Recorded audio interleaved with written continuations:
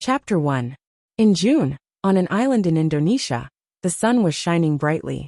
There were a few antique Tang-style buildings hidden in the lush green forest. The bronze-colored beams and pillars, the greenish-brown roof tiles, the tall flying eaves, and the tricolored ceramic mythological beasts that guarded the house stood upright on the roof. Everything was so mysterious and solemn. This was where the underhand sect's main hall was located. In the last courtyard of this building, there was a small stone building covered in black paint. There was a horizontal board that was as red as blood on the door, and the words Punishment Hall were carved neatly on it. The underhand sect's main hall, the torture hall, was responsible for all sorts of punishments within the sect. All the disciples were terrified of the torture hall. In the torture hall's main hall, there was a memorial tablet of heaven, earth, master, and the underhand sect's ancestors. Under these memorial tablets there were 4 large chairs. The underhand sect's 4 great elders, disciplinary elder, commander, martial elder, and sect protector, were sitting upright on the chairs. On both sides of the hall, there were hundreds of underhand sect's disciples standing solemnly. Some of them were tall, some were short, some were fat, some were thin, some were beautiful, some were ugly, some were long and some were short. Some of them wore suits, some of them bared their chests, some of them wore long gowns, and some of them looked no different from the hooligans on the streets. Their attire was also very strange. All the disciples stood solemnly in the hall, not daring to slack off in the slightest. They didn't even dare to breathe loudly, for fear that they would disturb the somber atmosphere of the disciplinary hall and attract the stern rebuke of the disciplinary elder. Wu Wang was wearing a green long robe. He solemnly cupped his fist and bowed to the 4 elders who held the real power in the sect. Elders Sheng Guanyi, who violated the sect's rules, has been captured alive. Please punish him according to the sect's rules. The underhand sect's 4 elders' faces were gloomy. The torture master looked at Wu Wang, waved his left hand and coughed. Substitute sect leader. Where is Sheng Guanyi? Wu Wang smiled faintly, turned around and waved his hand. Wu Qi, together with a few other young men who were as vigorous as wolves, carried a middle-aged man who was tied up tightly with a thin rope made of cow tendons and walked in with big strides. The middle-aged man, who was tied up like a rice dumpling, had 2 walnuts stuffed into his mouth.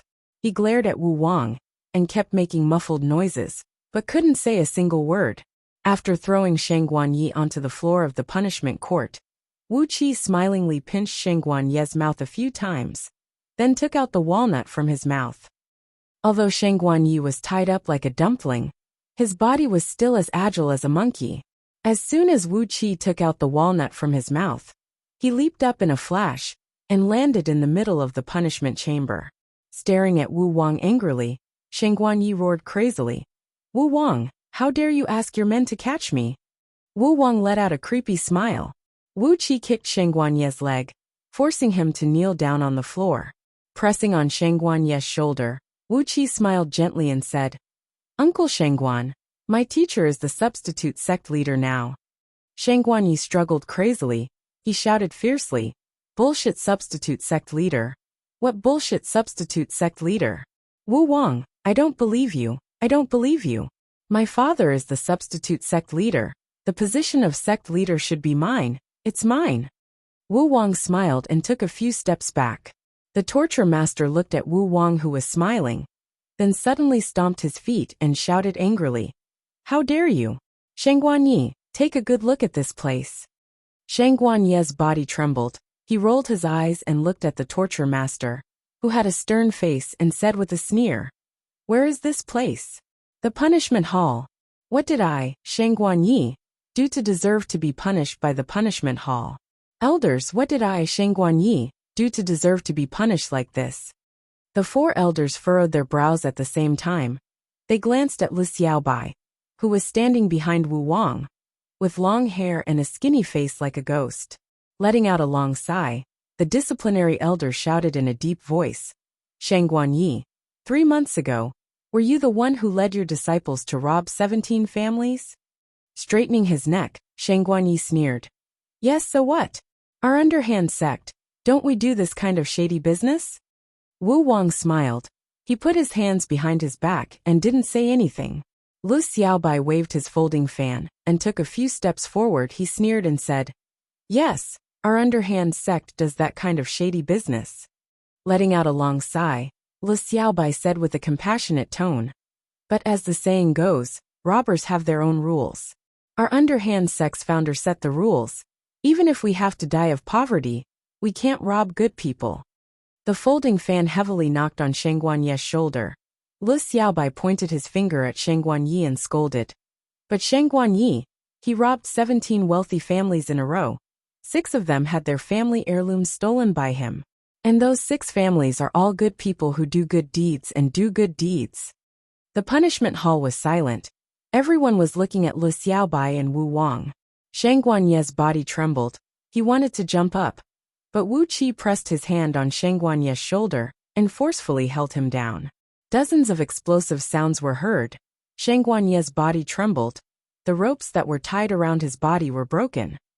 Both of Sheng Guanye's arms were like 2 agile snakes. They came out from under Wu Qi's armpits and pressed towards Wu Qi's lower abdomen. Wu Qi let out a few chuckles. Both of his palms left a few afterimages in the air, and both of his arms twisted as if they were boneless. Without making a sound, he moved towards Sheng Guanyi. A muffled sound was heard. Wu Qi stood still, but Sheng Guanyi was sent rolling on the ground by the force of the palm. Blood was dripping down from the corner of his mouth. Looking at Wu Qi in shock, Sheng Guanyi shouted, "Little bastard, you've only joined the sect for less than 3 years. How can your palm strength be stronger than mine?" Wu Qi chased after him, and with a kick, he sent Sheng Guanyi flying up into the air. Wu Qi said with a smile, "Uncle Master Sheng Guan, as the son of the former sect leader, you disobeyed the rules of the sect and attacked someone in the punishment hall. You will be punished 3 times more. Why don't you just bow down and admit your guilt?" Wu Wang coughed. Lu Xiaobai immediately turned her head around and stared at the 4 elders. The 4 elders clenched their fists on the armrests of the big chair. The armrests made of red sandalwood were crushed into pieces. The disciplinary elder took a deep breath, stood up and shouted angrily, "Come on. Sheng Guanyi violated the rules of the sect first, then attacked someone in the punishment hall. This is an unforgivable crime. Considering that he is the only son of the former sect leader, Sheng Guan Tianzheng, his cultivation will be destroyed, and he will be imprisoned in the sect for the rest of his life." Lu Xiaobai applauded and cheered. All the disciples of the underhand sect who were watching the punishment in the punishment hall applauded and cheered. The disciplinary elder is fair in giving out rewards and punishments. All the disciples are convinced.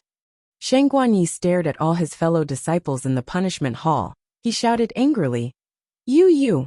The disciplinary elder stomped his feet and shouted angrily, "Where are the disciplinary disciples?" Wu Qi replied and leapt towards Sheng Guanyi. His palms were like swallows flying through the forest. They were all over Sheng Guanye's body.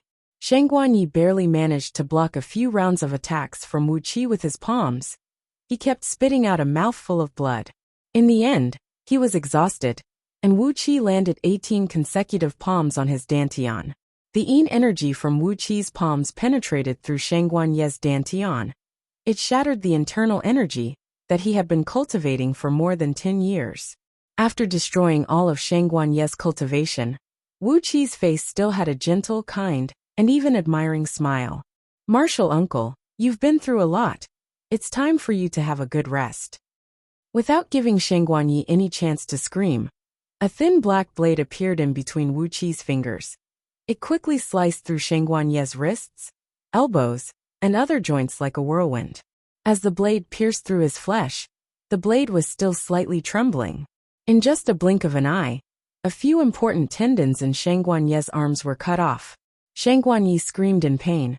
A large amount of blood was oozing out from both his arms. His internal energy was destroyed, and the tendons in both his arms were broken. Sheng Guanyi was now a cripple. Wu Qi continued with a smile. "This time you've broken the sect's rules. I'm sure it wasn't your intention. I'm sure it was an unintentional mistake. But no matter what, the sect's rules are the sect's rules. Our underhand sect has existed for a long time. This rule cannot be broken." With a sigh, Wuqi looked at Shang Guanyi and said in a serious tone, "Don't worry, I'll take care of all your food and clothing for the rest of your life." Looking at Wuqi and laughing bitterly, Shang Guanyi nodded his head and said, "Good, good. You're just a little bastard who's only worth $100. You're very good." Shang Guanyi spat out a mouthful of blood towards Wuqi. Then he turned around and gazed at the 4 sect elders, whose faces had turned pale with anger. He sneered 3 times. After cursing a few times with a ferocious expression, Shang Guanyi finally looked at Wu Wang. 7 years ago, my father used up the last bit of heaven-repairing healing ointment left in the sect's storage to heal your broken tendons. But today, your disciple has destroyed my cultivation. Wu Wang, I, Shang Guanyi, will fight you to the death." Wu Wang bowed to Shang Guanyi with a solemn expression and said in a serious tone, "Senior Shang Guan, you've broken the sect's rules. This is the punishment you deserve. Wu Wang will always remember the kindness that Master has shown to me. Wu Wang will always remember it. From now on, senior disciple can retire peacefully in the underhand sect. Wu Wang will take care of all your expenses." Looking at Wu Qi with approval, Wu Wang waved his hand and said, "Wu Qi, you're being filial, but senior disciple Shangguan is still a senior in the sect. How can I spend your junior's money? From now on, senior disciple Shangguan will retire in my private residence. All of you have to take good care of him." Hastily, Wu Qi bowed and answered with utmost respect. Glancing at all the disciples in the punishment court, Wu Wang shouted out in a stern voice, "All of you, remember this. Whoever dares to violate the rules of the underhand sect, Shangguan Yi is the perfect example." Wu Qi put away the small blade between his fingers, then signaled the disciples behind him to drag Shangguan Yi out. Shangguan Yi struggled with all his strength. He let out a miserable laugh and said, "Wu Wang le xiao bai Wu Qi. I will never let you go. Ha ha ha, you're dead meat. You're just courting death. And you 4 old fools. I will never let you go. I, Shangguan Yi, will wipe out your entire family." While laughing, Shangguan Yi was forcefully dragged out of the punishment court. Shangguan Yi's miserable cry could still be heard from afar. "All of you just wait. I'll make you pay one by one." While Shangguan Yi was struggling crazily in his sleeve, a paper crane made of yellow paper suddenly burst into flames and turned into ashes. Wu Wang stuck out his chest and looked at all the disciples in the punishment court. He said calmly, "Disciples from the Wind Court, go and find out where Shangguan Yi had taken all the stolen items. I don't care about the other items, but the 6 family heirlooms must be retrieved." Glancing at the 4 elders, Wu Wang said calmly, "The rules of the underhand sect can't be broken in our generation." The 4 elders looked at each other and sighed at the same time. The guard elder tremblingly took out a palm-sized gilded box from a secret pocket in his chest and handed it over with a serious expression. "Substitute sect master. The token of the underhand sect master is here. Other than Shangguan Yi, no one has any objections to the sect master's position." The 4 elders Chi cupped his fist toward Wu Wang and said, "Substitute sect master, please officially take over the underhand sect." All the disciples in the punishment court knelt down at the same time. "Substitute sect master, please officially take over the underhand sect." Wu Wang did not act bashful at all. He took the box in his hands and nodded firmly. Lu Xiaobai and Wu Qi looked at each other and smiled at the same time. Chapter 2. The Lost Mountain Machu Picchu. On the tourist route to Machu Picchu, the local police set up checkpoints to block off the road. The reason was that Machu Picchu was undergoing an important archaeological survey, so no one was allowed to get close. At the edge of Machu Picchu City, 2,000 meters above sea level, 3 underhand sect disciples with mini submachine guns on their waists were vigilantly watching their surroundings. Wu Qi sat on the roof of a house that did not have a roof sealed off 10 meters away. He held a beer can and laughed as he admired the scenery around him. The scenery of the mountains around Machu Picchu was extremely beautiful. Green mountains were stacked on top of each other, and the morning mist was rising. It was as if the morning wind had created a long white trail halfway up the mountain. It was like a fairyland that attracted people's imaginations. Wu Qi gulped down a mouthful of beer, pinched the beer can flat, and threw it away forcefully. He subconsciously touched the secret compartment on his belt. The token of the underhand sect leader was lying quietly in the secret compartment, not moving at all. According to the underhand sect's rules, the sect leader's token must be worn by the sect leader at all times. However, Wu Wang was not a person who abided by the rules. He, who was currently leading a group of elite disciples to survey Machu Picchu City, did not want to have another burden on him. He gave all the important items on him to Wuxia, who was not familiar with the archaeological survey. He himself led a group of elite disciples and went into battle. Right now, they were running around in circles in the ruins of Machu Picchu. 200 meters away, in an abandoned temple, Wu Wang, who was only wearing a small pair of underwear, straightened his back, coughed loudly, and spat out a mouthful of phlegm. It had just rained heavily, so there was a lot of dust in the temple. The rain and dust mixed into a dirty mud. Wu Wang's entire body was wrapped up like a mud monkey. Throwing away the exquisite ultrasonic detector in his hand, Wu Wang took a few steps back and suddenly leaped forward. He heavily slammed his palm on an inconspicuous carved brick in the corner of the temple. The detector had already detected something strange in the temple. With the experience and eyesight of the underhand sect's elite disciples, they easily found out that this brick was the key to control some of the mechanisms in the temple. The entire city of Machu Picchu suddenly shook. Following Wu Wang's powerful attack, the carved brick slowly sank into the wall. On the east side of the temple, there was a hall without a roof. Hundreds of beautifully carved bricks silently slid away and quickly sank into the ground, revealing an entrance that could fit 3 people walking side by side. Wu Qi grabbed a sharkskin scabbard next to him. It had a brass hilt and a golden handle. The scabbard was embedded with countless big and small gems. This was a treasured sword that an elder-level expert from 3 generations ago of the underhand sect had casually taken out from an ancient tomb under Tiger Hill's sword pool. The 2 words Dragon Abyss were carved on the body of the sword, but he didn't know if it was the legendary Dragon Abyss sword forged by Oyezi. It was unknown if it was the legendary Dragon Abyss sword forged by Oyezi, but this Dragon Abyss sword was extremely sharp. As the only disciple of Wu Wang and the eldest disciple of the underhand sect, Wu Qi naturally had the right to use it. Dozens of young men from the underhand sect's greedy wolf group followed closely behind Wu Qi, with all kinds of weapons in their hands. After Wu Wang joined the underhand sect, the greedy wolf group was an elite force that had been specially trained by taking in orphans from all over the past few years. Under Wu Qi's leadership, the greedy wolf group played an important role in turning the tide of the battle when Wu Wang defeated Shengguan Yi and took over the underhand sect. With the Dragon Abyss sword in his hand, Wu Qi took the lead and walked into the tunnel. After taking a few steps forward, Wu Wang, who had just exhausted his energy, turned around and dragged Li Xiaobai, who had an unwilling look on his face, to chase after them.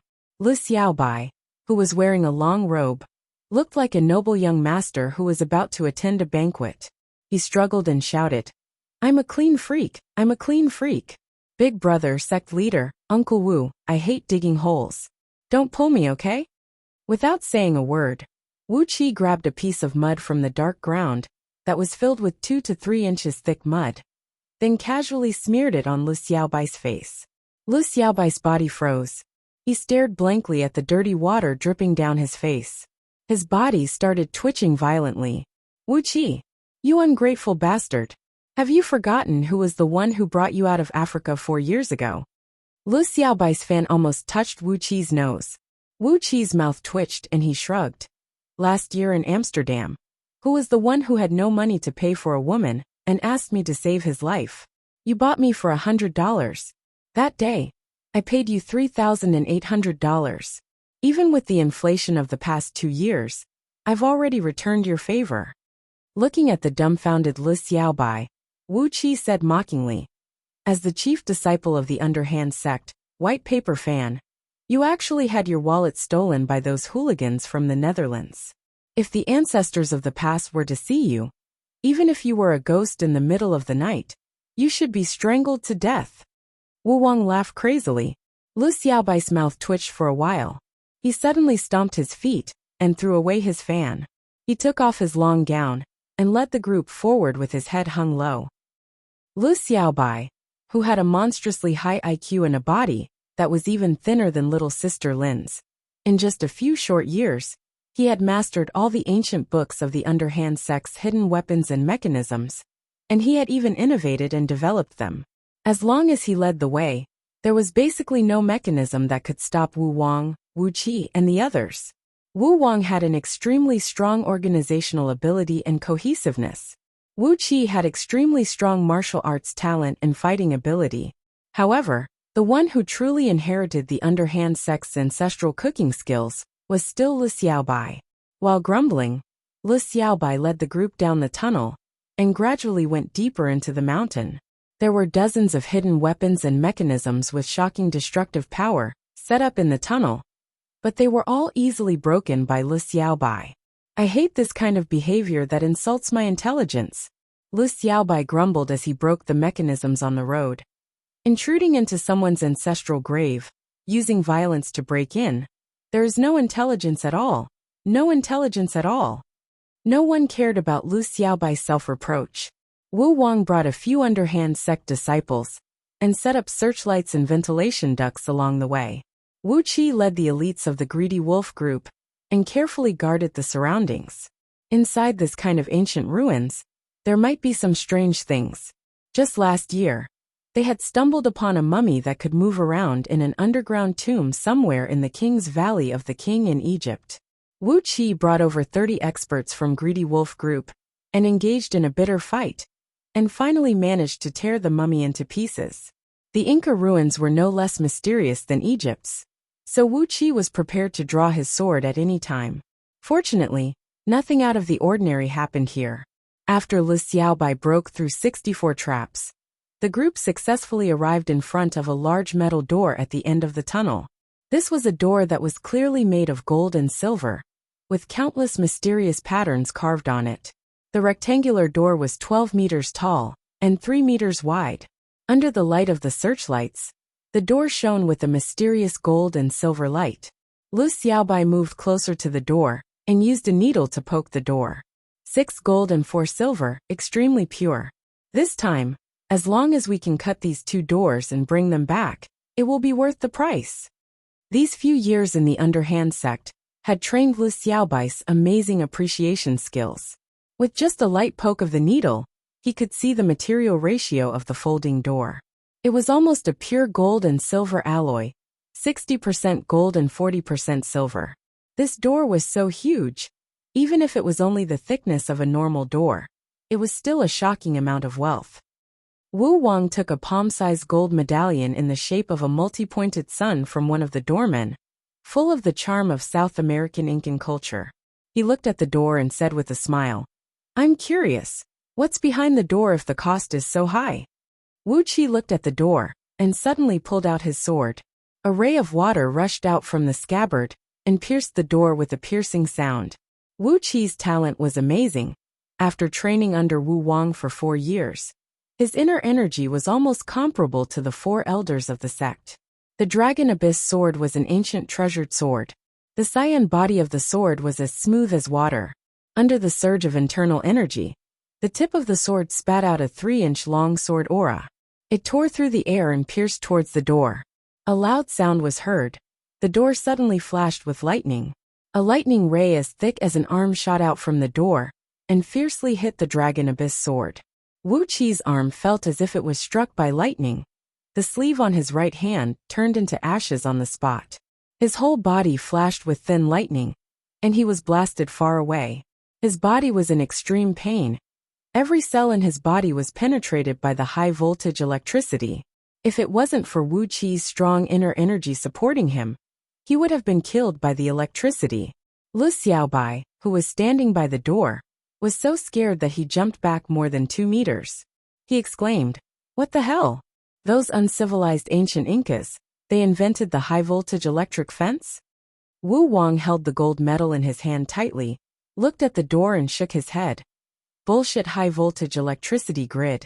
If it was really that thing, the first person to die would be you. Turning around to look at Wu Qi, Wu Wang asked anxiously, Wuxia, are you all right? Taking a deep breath, carefully circulating a breath of inner energy throughout his body, Wuxia clenched his teeth and stood up. He shook his head. I'm fine, I just used up 70% of my inner energy. Looking at the Dragon Abyss sword in his hand, as expected of an ancient sword, after being hit by the lightning ray, the sword did not show any signs of damage. Instead, a mysterious blue color appeared in the green water light, the same color as the lightning ray. Stretching his body, Wuxia clenched his teeth and said, Master, we have to use that gold medal. This door, I'm afraid, is as strange as that mummy. Wu Wang frowned. He held the gold medal in his hand tightly and carefully approached the door. This gold medal was accidentally obtained by a disciple of the Underhand sect from a private museum in South America a few months ago. With the sharp eyes of the Underhand sect's disciple, this gold medal, whether it was the material, the patterns, or the writing on it, they were all extremely valuable. Therefore, this relic from the museum was successfully brought to the Underhand sect. After the painstaking research of a few ancient history and ancient writing experts, and following the clues left on the gold medal, Wu Wang and the others arrived here. The clues on the gold medal were indeed not a lie. Not to mention anything else, just the fact that this door could automatically emit high-voltage electricity to defend itself was worth everyone's effort. The thing behind this door was even more worth looking forward to. Carefully, very carefully protecting his right palm, Wu Wang stuffed the gold medal into the middle of a smiling sun mask in the middle of the door. As soon as the gold medal was inserted, the door suddenly emitted a strong light. With a leap, Wu Wang retreated 30 meters back. That heavy door had already swayed to both sides soundlessly, revealing a huge space filled with a strange radiance behind it. Wu Wang took a deep breath. We're rich this time.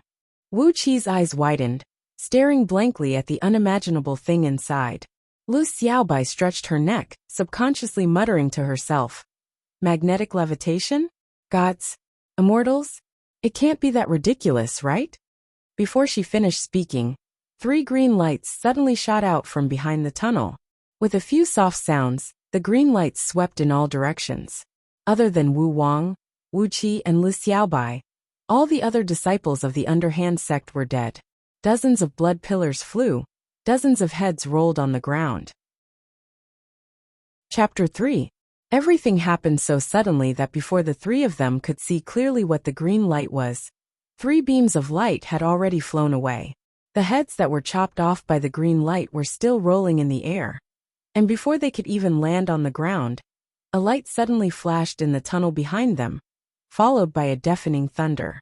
The 3 of them trembled, and their clothes were torn to shreds by a tremendous force. They spat out mouthfuls of blood and rolled into the huge stone chamber at the end of the tunnel. With his sharp eyes, Wu Wang barely saw that what attacked them just now was a lightning bolt as thick as an arm. The lightning bolt was greenish-red in color, about 2 to 3 meters long, and its power was comparable to a small artillery shell. The 3 of them were hit by the lightning bolt, and without any ability to resist, they were blasted into the stone chamber. With great difficulty, Wu Wang propped himself up and shouted, "Who is it?" A light laugh came from afar, and a clear and gentle voice was heard. Everyone says that in the home of immortals, the jade lotus and fire jujube are truly praiseworthy. The jade liquid nourishes the white sprouts. The dragon tiger core glows with purple clouds. Accompanied by the Taoist words, a young Taoist wearing a purple Taoist robe, embroidered with the Tai Chi 8 trigrams on his chest and back, and the sleeves of his robe were covered with luxurious patterns. This young Taoist was closely followed by 8 middle-aged Taoists in green robes, and all of them were looking at the sky with an insufferably arrogant air. It was as if in their eyes, Wu Wang, Lu Xiaobai, and Wu Qi were just 3 ants that could be easily killed, and were not worth their attention. Wu Qi's eyes focused, and he suddenly jumped up, pulled out the Dragon Abyss sword, and stabbed towards the heart of the purple-robed Taoist. Even a grain of rice can shine brilliantly. The handsome face of the purple-robed Taoist was filled with a disdainful sneer. He casually pointed his finger, and a sparkling white light shot out from his sleeve, clashing with the sword beam that Wu Qi had activated with all his strength. A crisp sound rang out, and the white light shone brightly. The dragon abyss sword was shattered, and Wuxia felt as if he was struck by lightning.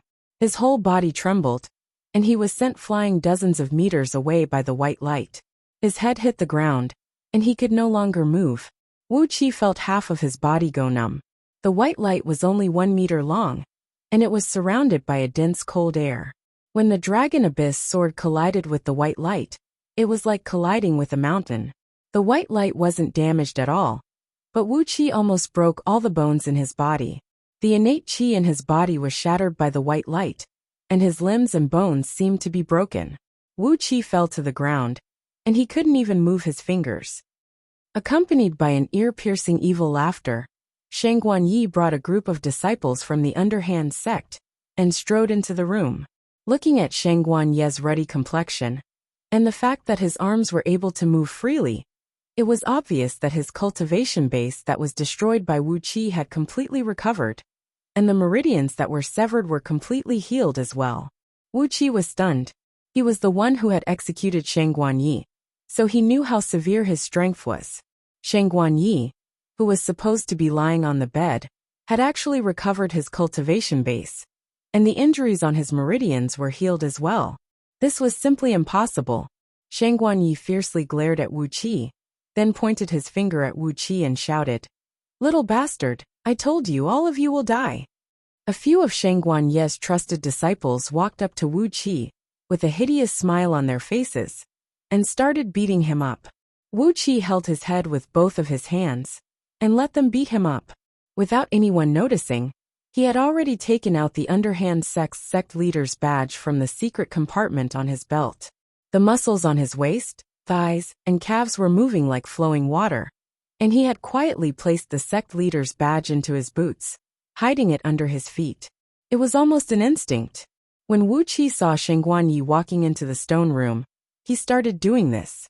When Shangguan Yi's trusted disciples were beating him up, the sect leader's badge had been safely hidden by Wuxia inside his boots. As expected, after Shangguan Yi roared at Wuxia, he immediately walked up to Wu Wang and started searching Wu Wang's body. Wu Wang stared at the priest in purple coldly and said with a sneer, "Shangguan Yi, are you blind? Look at Lao Tzu. He only has a pair of underwear on him. Why are you still searching? What else can I hide on my body?" Shangguan Yi grabbed Wu Wang's neck and roared, "Sect leader's badge. Where is the sect leader's badge?" Wu Wang let out a strange laugh. Then he shook his head and said, "Sect leader's badge? I hid it in the vault of a Swiss bank." Shangguan Yi was stunned. He stared at Wu Wang and roared, "According to the underhand sect's rules, the sect leader's badge must always be with the sect leader. This is a rule passed down by our ancestral master. Why did you hide it in the vault?" Wu Wang rolled his eyes, stared at Shangguan Yi coldly, and said with a strange laugh, "If Lao Tzu wants to, why don't you bite Lao Tzu's bird?" The priest in purple waved his sleeve, and with a loud slap, Wu Wang was slapped across the face. A large amount of blood sprayed out from Wu Wang's face. The purple-robed Taoist's palm strike had almost shattered Wu Wang's face. A large piece of flesh was sent flying, and blood gushed out. Unruly commoners of the secular world are really unreasonable. The priest looked at Wu Wang from the corner of his eyes and mocked him coldly. "You're still so arrogant even in the face of death, humph." Wu Wang spat out a mouthful of blood, looked at the priest in purple and sneered. "Who are you? Unruly commoners of the secular world? Hee hee, we're all just commoners. What kind of person are you?" The purple-robed Taoist acted as if he was too lazy to talk to Wu Wang. He turned around and said to Shangguan Yi in a cold voice, "Since they've worked so hard to find this grand universal teleportation formation, there's no need to torture them too much. Just give them a good death." Shangguan Yi responded respectfully, then casually threw Wu Wang to the ground, then heavily stomped on Wu Wang's lower abdomen, breaking the inner energy that Wu Wang had cultivated for years. He pointed at the priest in purple and sneered, "I'll let you know before you die. This is the young Taoist Miao Yuan from Qingqing Mountain, the last disciple of the old Taoist Zijizi from Qingqing Mountain." The purple-robed Taoist reservedly put his hands behind his back and put on the posture of an otherworldly master. However, his eyes were filled with ecstasy as he stared at the mysterious thing that could not be explained by common sense in the huge stone room in the belly of the mountain. Wu Wang, Lu Xiaobai, and Wu Qi also looked at the strange things inside the mountain at the same time. When the metal door was opened just now, the three of them realized that these things inside the mountain couldn't be explained with common sense. Based on their knowledge and experience, they knew that they had discovered something extraordinary. However, everything happened so suddenly, and Shang Guanyi actually led Miao Yuan here to kill them. Before Wu Qi and the others could properly study the mysteries of this place, they were already in a desperate situation. Facing the godly power of Miao Yuan and the other priests, they were powerless to resist. No one knew if it was natural or man-made, but in the mountain below Machu Picchu, a spherical space with a diameter of about 1 kilometer had been excavated by someone. This huge space was perfectly round, and the mountain walls were as smooth as a mirror. It was hard to imagine that if this spherical space was excavated by someone, what kind of amazing power would be needed to do it. On the smooth mountain walls, tens of thousands of thumb-sized pearls and gemstones were inlaid. All kinds of gemstones were shining brightly, forming a complicated star chart on the mountain walls. If one stared at this star chart for a long time, they would feel that the star chart was faintly rotating. It was really incredible. Under the illumination of the magnificent light emitted by the astrological map, an inexplicable and incomprehensible object was floating in midair. 360 pieces of white mutton fat jade were floating above everyone's head, forming a spherical stone formation with a diameter of about 300 meters. These 12 feet long, 6 feet wide, and 1 foot and 2 inches thick pieces of jade were engraved with countless complicated talismans. Between the talismans, there were also thousands of fist-sized, glittering objects inlaid in the vital areas. These huge jade pieces were floating in midair, not moving at all. From time to time, a ray of light as thick as an arm would shoot out from the jade pieces and enter the jade pieces nearby. Surrounded by the jade pieces, there was a round platform made of gold. The platform was also engraved with countless talismans, and on top of it, there were 360 shiny stones the size of human heads that looked like gemstones. An extremely ancient aura was faintly spreading out from the golden platform. Just by looking at the golden platform, everyone felt like they were looking at the ancient history slowly flowing in front of them. While being beaten, Wu Qi suddenly burst into a loud laughter and said, "Master, we have found something amazing." Shang Guanyi strode forward and heavily stomped on Wu Qi's head. He sneered and said, "It was Lao Tzu who found this thing. It has nothing to do with you." Before he could finish his words, Miao Yuan let out a cold humph. Shang Guanyi quickly corrected himself and said, "It was Miao Yuan Taoist who found the clues to this grand void teleportation formation. All of you are just pawns in his hands. He asked you to be his pawns and help him clear the traps and hidden weapons in front of the door." Nodding and bowing to Miao Yuan, Shang Guanyi said with a smile, "Everything is under Miao Yuan's control. All of you can die in peace." Hearing Shang Guanyi's flattering words, Miao Yuan let out a faint smile and shook his head proudly. "Forget it. They are just a bunch of ordinary people. I don't want to argue with them. It will only bring shame to my identity and face. Shang Guanyi, let them die knowing the truth." Shang Guanyi flattered him again, then proudly explained to Wu Wang, Lu Xiaobai, and Wu Qi what had happened. In fact, before Wu Wang joined the underhand sect, Shang Guanyi had already joined Miao Yuan's side and became his henchman. Last time when Shang Guanyi stole the family heirlooms of dozens of rich and powerful families, it was under Miao Yuan's order. Even in their wildest dreams, these rich and powerful families would never have imagined that their family heirlooms, to cultivators like Miao Yuan, were rare treasures that were hard to come by. That's right, Miao Yuan was a legendary cultivator, the kind of cultivator who pursued immortality and ascended to become an immortal. When Shang Guanyi and Wu Wang fought for the position of the underhand sect leader, he was defeated. He immediately activated the summoning crane talisman given to him by Lord Taoist Miao Yuan, asking for his help. Miao Yuan had used the Taoist sect's spirit pills to restore his cultivation base and heal the injuries on his tendons. Kicking Wu Wang a few times, Shang Guanyi sneered and said. If it wasn't for Miao Yuan's mercy, he would not have found out that the golden token in your hands was the clue he was looking for. And you would not have come to Machu Picchu. A few months ago, he would have chopped off your heads with a flying sword. Miao Yuan was also looking for the clue of the golden token? Lu Xiaobai, who was being held hostage by two of Shang Guanye's trusted disciples, turned her head around with difficulty and looked at the huge metal door. Shang Guanyi looked at Lu Xiaobai and suddenly laughed.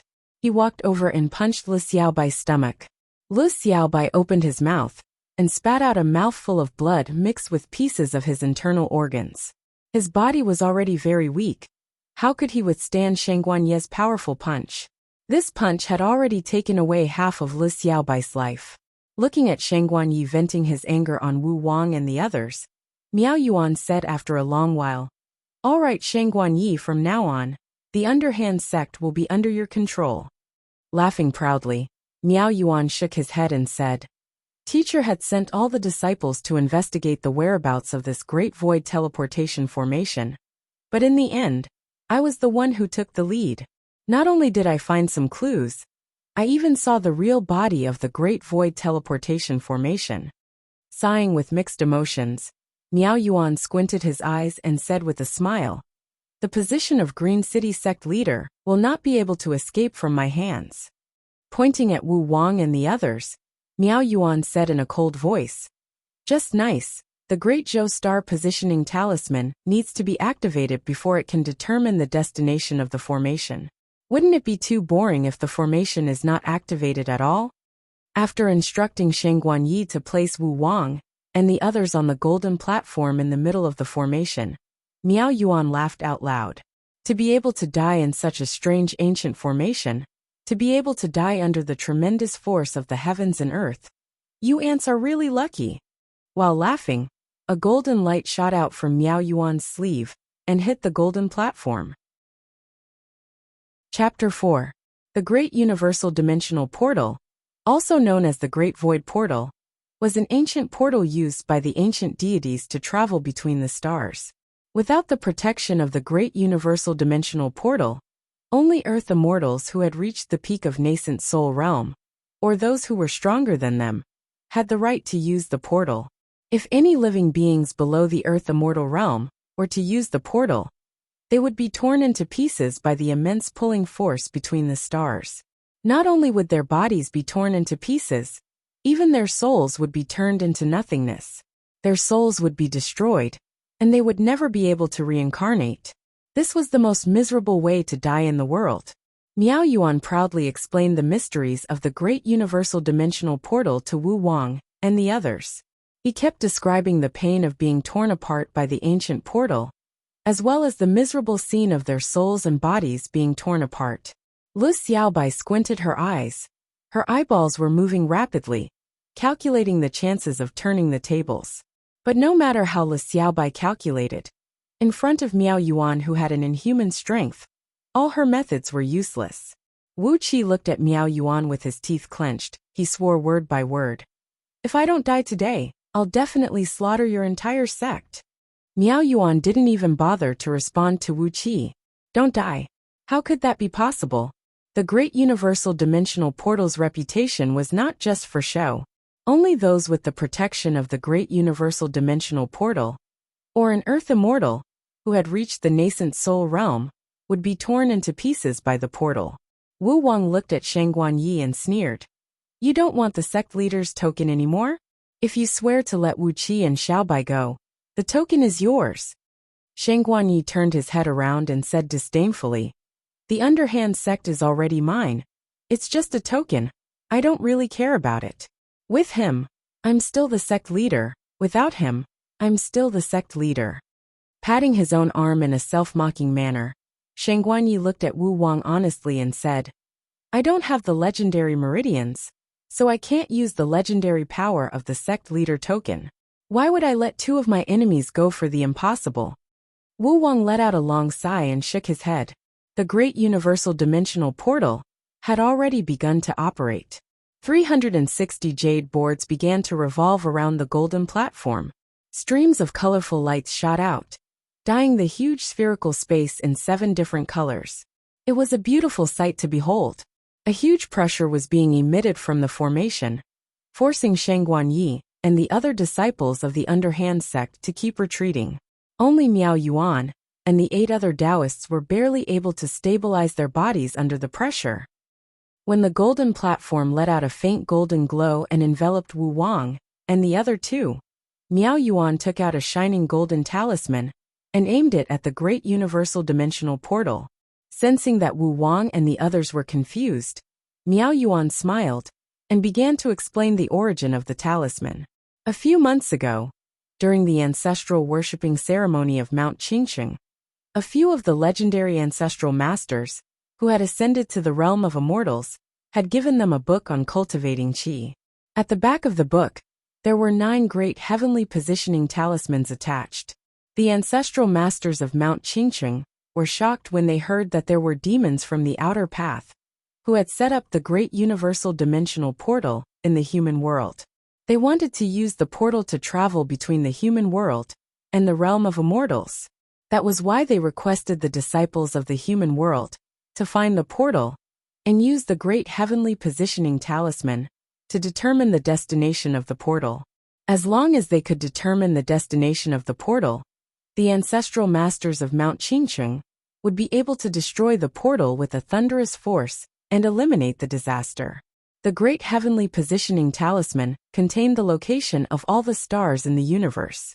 As long as the power of the great universal dimensional portal was activated, the star positioning talisman would be able to find the final destination of the portal and send it to the ancestral masters of Mount Qingqing. Wuxia listened attentively to Miao Yuan's explanation. The ancestral masters of Mount Qingqing, he had also listed these people as his enemies. Lu Xiaobai looked at Miao Yuan in shock and said, "Immortals really exist? Are there really demons and ghosts? Are you sure that the things you got from the ancestral worshipping ceremony are not the result of your collective hysteria?" Miao Yuan was furious. He raised the great heavenly positioning talisman that was glowing with a blinding golden light, stared at Lu Xiaobai and scolded, "How dare you? I, the ancestral masters of Mount Qingqing, naturally have ascended to the realm of immortals. Hysteria? Bullshit. What kind of hysteria could set up the great universal dimensional portal?" Lu Xiaobai shut his mouth. He looked at the jade plates that were spinning around him and was speechless. The great universal portal spun rapidly, and the pressure from the surroundings became stronger and stronger. The bones in the 3's body started to creak. The great universal portal indeed lived up to its name. This was a transportation tool used by immortals to travel back and forth. It was not something that mortals could withstand, especially Lu Xiaobai, who was the weakest among them. Blood was flowing out from all 7 of his orifices. His body was limp on the golden platform, and he could not move at all. Miao Yuan laughed in disdain. This was just the pressure from when the portal was just starting to activate. When the portal officially started to teleport, it would be the time when Lu Xiaobai and the rest of them were scared out of their wits. Using the great universal dimensional portal to kill people was really creative. Shang Guanyi looked at Lu Xiaobai, who was bleeding out from all 7 orifices. It was this pretty boy who had given Wu Wang advice and plans, allowing Wu Wang to build up such a strong force in the underhand sect in just a few years. He had even surpassed him, the son of the previous sect leader. If it wasn't for Lu Xiaobai, Shang Guanyi thought that he would be able to fight evenly with Wu Wang. How could he have lost so badly a few months ago, and almost lost all his strength? Luckily, he had chosen to rely on the right person. Shang Guanyi gazed at Miao Yuan, who was trembling from head to toe, and let out a comfortable sigh. This time, after killing Wu Wang and the other 2, the underhand sect would be his. Although Shang Guanyi said that he did not care about the sect leader's token, but after this matter was settled, he still had to go to the Swiss bank's vault to find the token. The underhand sect's patriarchs had told him that the token contained a big secret of the underhand sect. If he were to give up on the token just like that, he would not be satisfied. Too bad, the requirements of the big secret were too strict. Shang Guanyi furrowed his brows in anger. Miao Yuan held the great heavenly positioning talisman in his hand and injected all of his vital energy into it. A thin golden line shot out from the talisman and tightly wrapped around the great universal dimensional portal's golden platform. The talismans on the platform began to shine, and the great heavenly positioning talisman also began to shine with the corresponding light. A huge wave of magical energy rippled in all four directions. Except for Miao Yuan, the others were already lying on the ground, unable to move. Wu Wang and the other two were tightly bound by the huge pressure. They couldn't even move a finger. Feeling the terrifying pressure from all directions, Wu Wang suddenly let out a long sigh.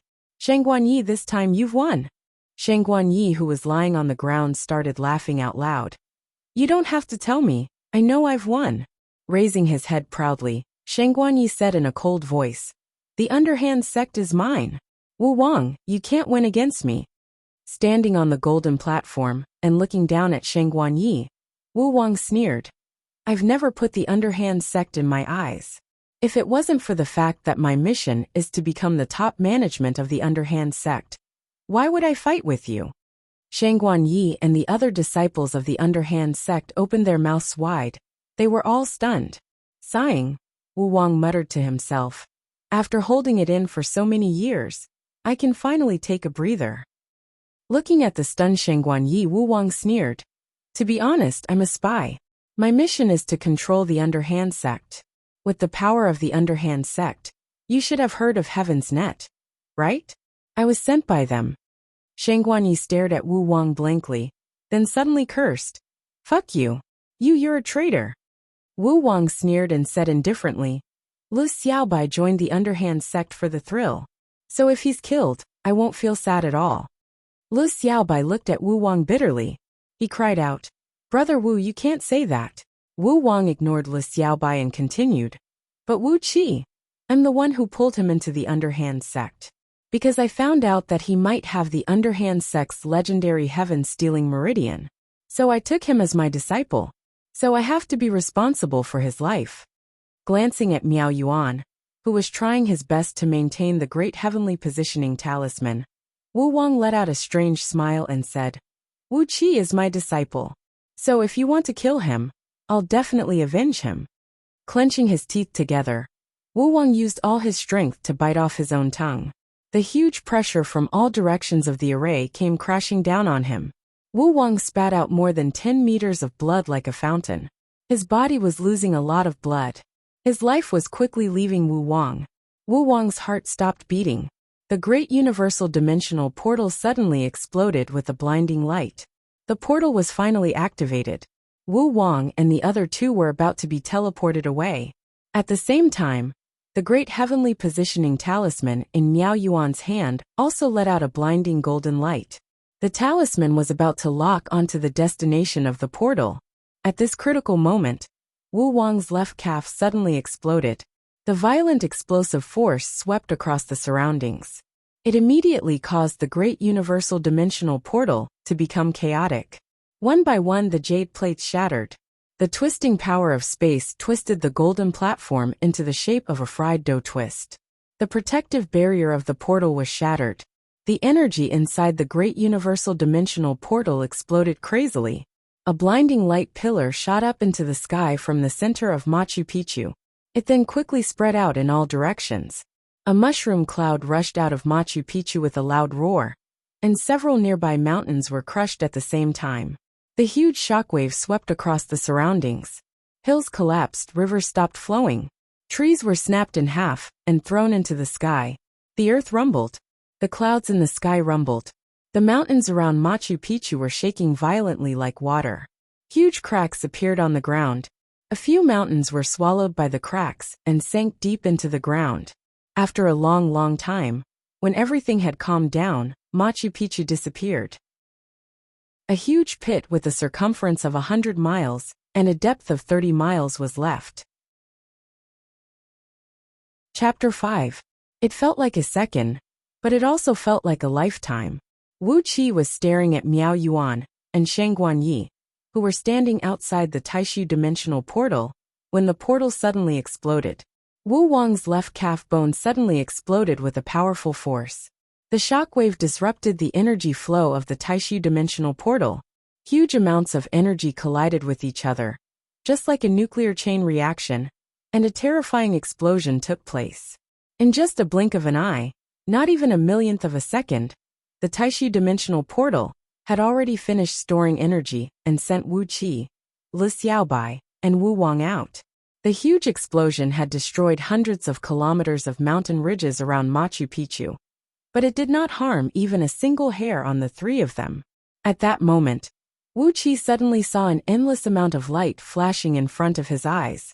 It was as if a thin layer of soap bubble had broken through, and Wu Qi suddenly saw a bright starry sky. It was completely different from the starry sky that he usually saw on Earth at night.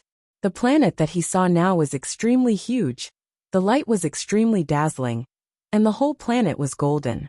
Countless stars were hanging far away in the sky, but it felt as if they were right in front of him. The densely packed stars quickly turned into streams of light and flew far away.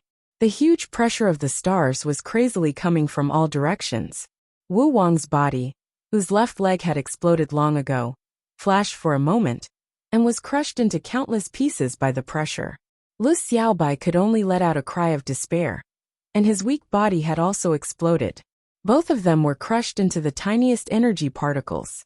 Two strange colorful lights shot out from their bodies, and were also crushed by the pressure around them.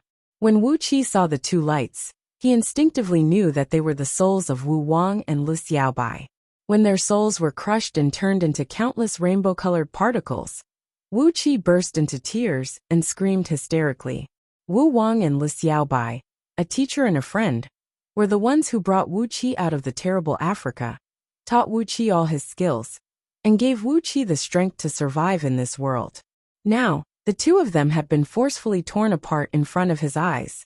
Moreover, it was the most miserable way of dying, with their souls dispersing into nothingness. Master, Little White. The corner of Wu Qi's eyes cracked, and a large amount of blood spurted out.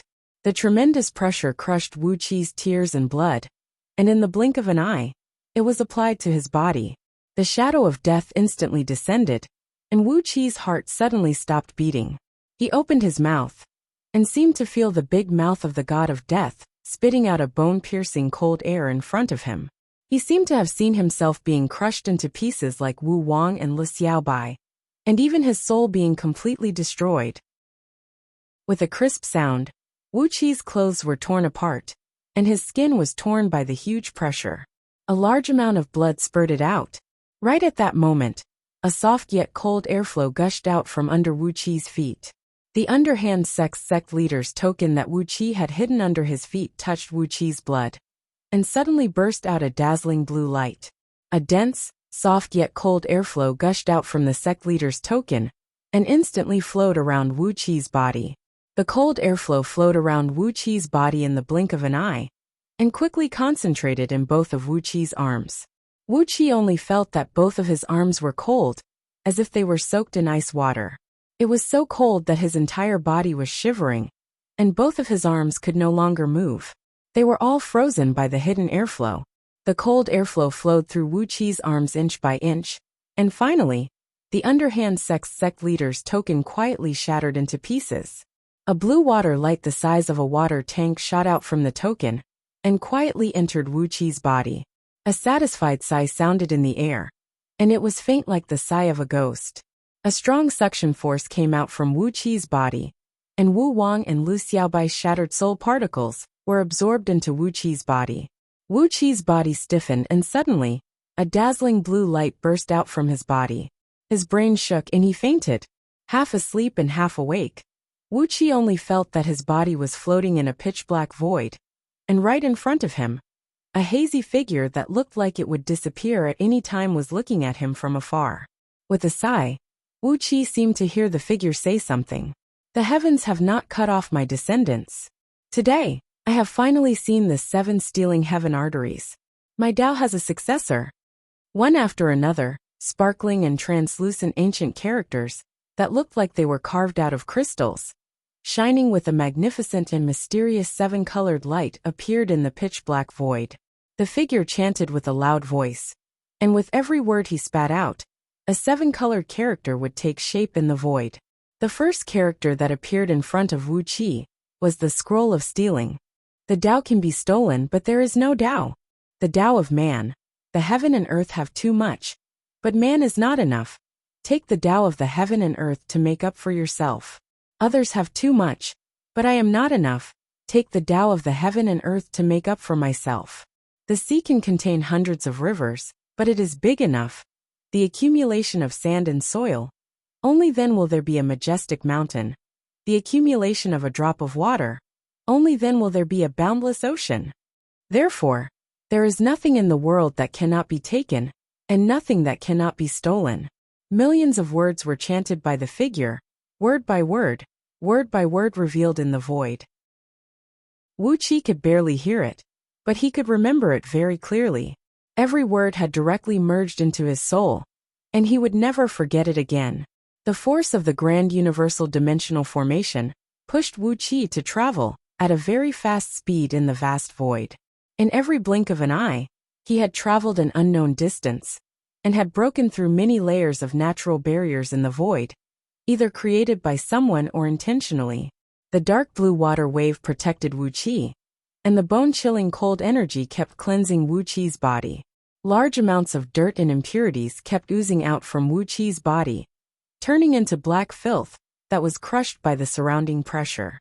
With both of Wuxia's arms as the core, along with the mumbling of the figure, the cold energy started to circulate around his body. The first chapter of the Scroll of Stealing was a Qi cultivation skill. 7 Foundation Establishment Technique, Water Source Chapter. Gradually it took root in Wuxia's body. Wuxia took a deep breath, and with the help of the Water Source Chapter, he guided the dark blue energy in his body to slowly circulate around his body. Slowly, as the cultivation of the Water Source Chapter entered the best stage, Wuxia's body actually produced the sound of waves that sounded like the flowing of a great river. In Wuxia's mind, the pitch-black divine sense of the purple mansion had started glowing with a faint watery light. Vaguely, one could see thousands of waves rushing in his purple mansion. The blurry figure was hovering above the 100,000 feet tall waves, and was teaching Wuxia a complicated and abstruse scroll of stealing. After that, there was a long silence. The figure stared at Wuxia quietly, and suddenly breathed out a deep sigh. Coming under my tutelage is your fate, but it is also your misfortune. In the future, you will be the one to decide your fate. If it's a blessing, don't thank me. If it's a misfortune, don't blame me. My Tao can only be passed down to one person in each generation. If you can live a peaceful life, of course, that's good. If you die, try your best to pass down my Tao. Shaking his head, the figure suddenly let out 3 loud laughs, and casually slapped on Wuxia's head. His body shook, and suddenly, Wuxia opened his eyes and woke up. The dark blue water wave that was protecting his body had been completely absorbed by his body, and was now turning into waves that were flowing in the meridians in both of his arms. The immense pressure from the surrounding stars was making all of his bones creak. It looked like his body could no longer withstand the pressure, and was about to be crushed into pieces. A thin mist came out from between Wuxia's eyebrows, and instantly transformed into the figure that Wuxia saw in his divine sense of the purple mansion. What an unlucky kid! The blurry figure, whose face could not be seen clearly, let out a strange laugh and suddenly exploded. A layer of mist wrapped around Wuxia's body, and suddenly brought him forward at a very fast speed. The speed was 1,000,000 times faster than the great universal dimensional portal. Wuxia could no longer withstand the sudden increase in speed, and the skin on his body cracked inch by inch. He rolled his eyes and fainted again. The mist was getting thinner and thinner, and was about to disappear. Just before the mist finally dissipated, a dull thunderbolt whizzed out from the faint mist, instantly shattering the void. Wuxia, who was bleeding profusely from head to toe and looked like a ragged sack of flesh, spun and flew into the shattered space. In the end, the mist vanished into thin air, leaving behind an extremely soft sigh. My disciple, live on. Chapter 6. It was a dense forest.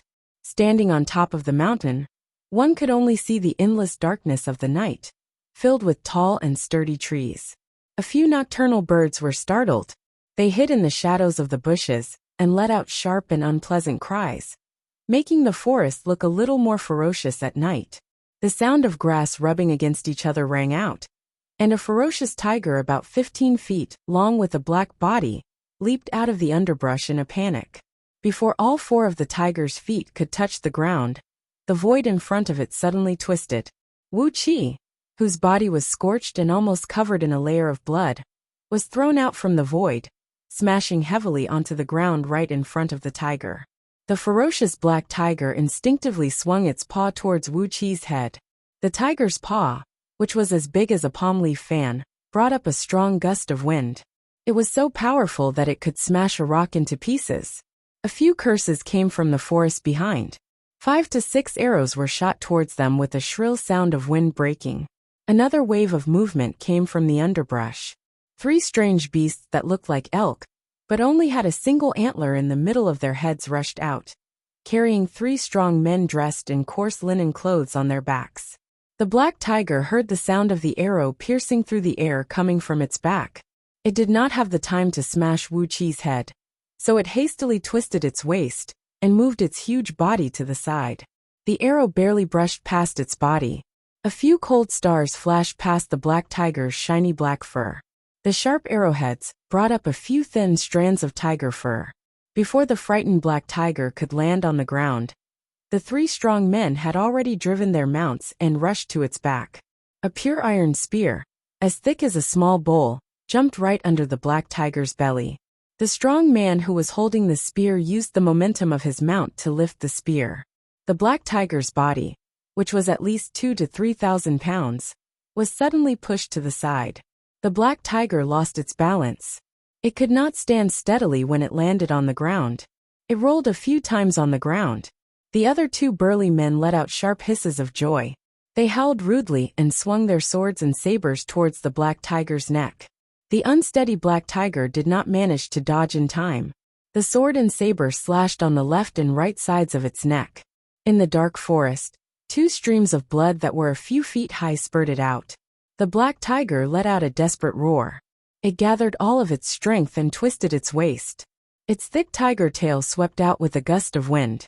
The strong man with the big saber didn't have time to dodge, and was hit in the chest by the tiger's tail, sending him flying 7 or 8 feet away. The sound of ribs breaking could be heard. The brawny man who was sent flying spat out a few mouthfuls of blood. He fell to the ground and rolled a few times. He no longer had the strength to get up. The brawny man who had just sent the black tiger flying let out a furious roar. His iron spear struck out like a venomous python and pierced the black tiger's neck. A few more arrows were shot from behind, hitting the black tiger's fleshy and round buttocks. The arrows were coated with a strong anesthetic. The black tiger suffered a few severe injuries. Its body twitched and crawled on the ground for a while. Finally, its body stiffened. A few strong men riding on odd-shaped deer with bows in their hands slowly emerged from the bushes. The crowd cheered in unison. The man with the iron spear dropped his weapon and jumped down from his mount. He grabbed his companion who was sent flying by the tiger's tail and brought him close to the tiger's neck. The injured man quickly opened his mouth and gulped down the tiger's blood. Not long after, he was able to support his body and stand up. The men cheered again. At this time, a man with a bow in his hand found Wuxia, who was lying naked on the ground. A few men came to Wuxia's side. They wiped the thick blood stains on Wuxia's chest and looked at the broken skin on his chest. They nodded their heads and whispered something to each other. They dragged Wuxia to the side of the tiger, opened Wuxia's mouth, and poured the tiger's blood into his stomach. They roughly threw Wuxia onto the back of a mount like a ragged sack. A few burly men happily chopped down some branches and made a stretcher. Then, they carried the sturdy tiger on their shoulders, humming a rough and unknown tune as they happily crossed the mountains and crossed the ridges. When Wuxia woke up from his coma, he was lying on a bed that was emitting a pungent smell of wild animals. This was a wooden house that was several tens of feet in length and width. It was built with logs that were at least 2 feet thick. The bark on the tree trunks had not even been shaved clean. Some of the tree trunks with strong vitality even had new branches that were 2 to 3 feet long. However, no one had taken care of them. Apart from a crude wooden table, and a few round wooden stakes that served as stools. There was only the stone bed that Wuxia was lying on in the room. Dozens of animal skins were spread on the stone bed, which was cut from a mountain rock. These skins were not tanned well, so they still carried the natural body odor of wild animals. Fierce tigers, wild bears, leopards, and all kinds of wild animals were on the bed. There were also some skins that Wuxia didn't recognize. He closed his eyes and took a deep breath. An extremely strong and gentle force was generated inside his body, with the water vein in his 7 stealing heaven meridians as the core. The force instantly spread throughout his body. Wuxia focused his mind and looked inside his body. He could vaguely feel that the thick and tough meridians in his body were glowing with a faint blue watery light. The water source chapter of the 7 foundation technique. The circulation of the force inside his body was so familiar. Big drops of tears flowed down from the corner of Wuqi's eyes. His body was twitching violently, and he almost cried out loud. During the teleportation process, Wu Wang and Lu Xiaobai's bodies had turned into ashes, and their souls had been crushed into the tiniest soul particles. When the mysterious figure was teaching Wuqi the scroll of stealing, all the soul particles had surged into Wuqi's mind under the tremendous pressure from the outside world, merging with Wuqi's soul. Reading through the memories and knowledge that came from his soul, a stream of blood suddenly flowed out from the corner of Wuqi's mouth. All of Wu Wang and Lu Xiaobai's experience and knowledge had merged with Wuqi's soul, becoming a part of Wuqi's soul. Out of nowhere, Wuqi had obtained all of Wu Wang's combat knowledge and will, as well as all his combat experience and all sorts of strange and bizarre experiences. He had also obtained Lu Xiaobai's monstrous knowledge and his amazing memory and comprehensive ability. The scroll of stealing. The scroll of stealing, taking other people's surplus to make up for one's own deficiency. When cultivating the scroll of stealing for the first time, the biggest benefit that Wuqi had obtained was indeed from his most respected master and his most beloved friend. This was the same as Wuqi forcibly devouring the souls of Wu Wang and Lu Xiaobai. How could he not be sad? How could he not be sad? The huge explosion that erupted from Wu Wang's left leg, Wuqi knew the cause and effect of it. Before he snuck into the underhand sect and became a spy, Wu Wang's left leg was implanted with a powerful metal hydrogen bomb. The bomb was connected to Wu Wang's vital signs. When Wu Wang's life ended, when his heart stopped beating, the bomb would explode. Knowing that once they entered the great universal dimensional portal, the 3 of them would die, Wu Wang committed suicide, detonating the bomb in his leg. In the end, it triggered a chain reaction in the great universal dimensional portal, blowing up Miao Yuan, Shangguan Yi and the others into ashes. Master, and Lu Xiaobai, you guys died just like that? Wuqi's body curled up, and he suddenly cried out loud. He cried so hard that blood and tears were flying everywhere, and his body was convulsing violently. No matter how many things he had done in the underhand sect, no matter how many things he had experienced, he was still a teenager. His master who had given him a second chance at life was dead. His brothers who were as close as brothers were dead, and the greedy wolf group's young men, who had been with him every day, were all killed. His body was trapped in the great universal dimensional portal, and he had no idea where he was. Wuqi felt like he was a kite with a broken string, floating in the air, losing his direction, losing his goal. Just as Wuqi was crying out loud, the door of the wooden house was suddenly kicked open, and a muscular man who was definitely more than 2 meters tall walked in. He was holding a porcelain bowl that was the size of a small wash basin, and slammed it on the table. This muscular man with a face full of black hair shouted, "Foreigner, are you a man or a woman? What are you crying for? What are you crying for?" The muscular man's voice was coarse and unpleasant to listen to. His words were also very vulgar, and he had a strong local accent. Wuqi himself could not understand the muscular man's words. Fortunately, he had combined all of Wu Wang and Lu Xiaobai's memories and experiences.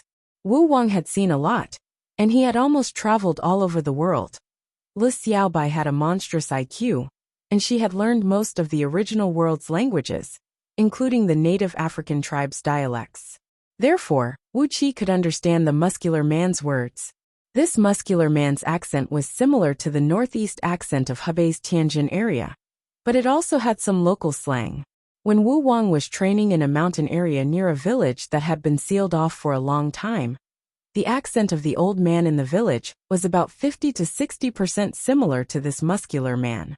Wiping away the blood and tears at the corner of his eyes, Wu Qi stood up and bowed to the muscular man. "Thank you for saving my life, uncle. What uncle said is right, men should not cry." After being yelled at by the muscular man, Wu Qi suddenly understood. What was the point of crying? What was the point of crying?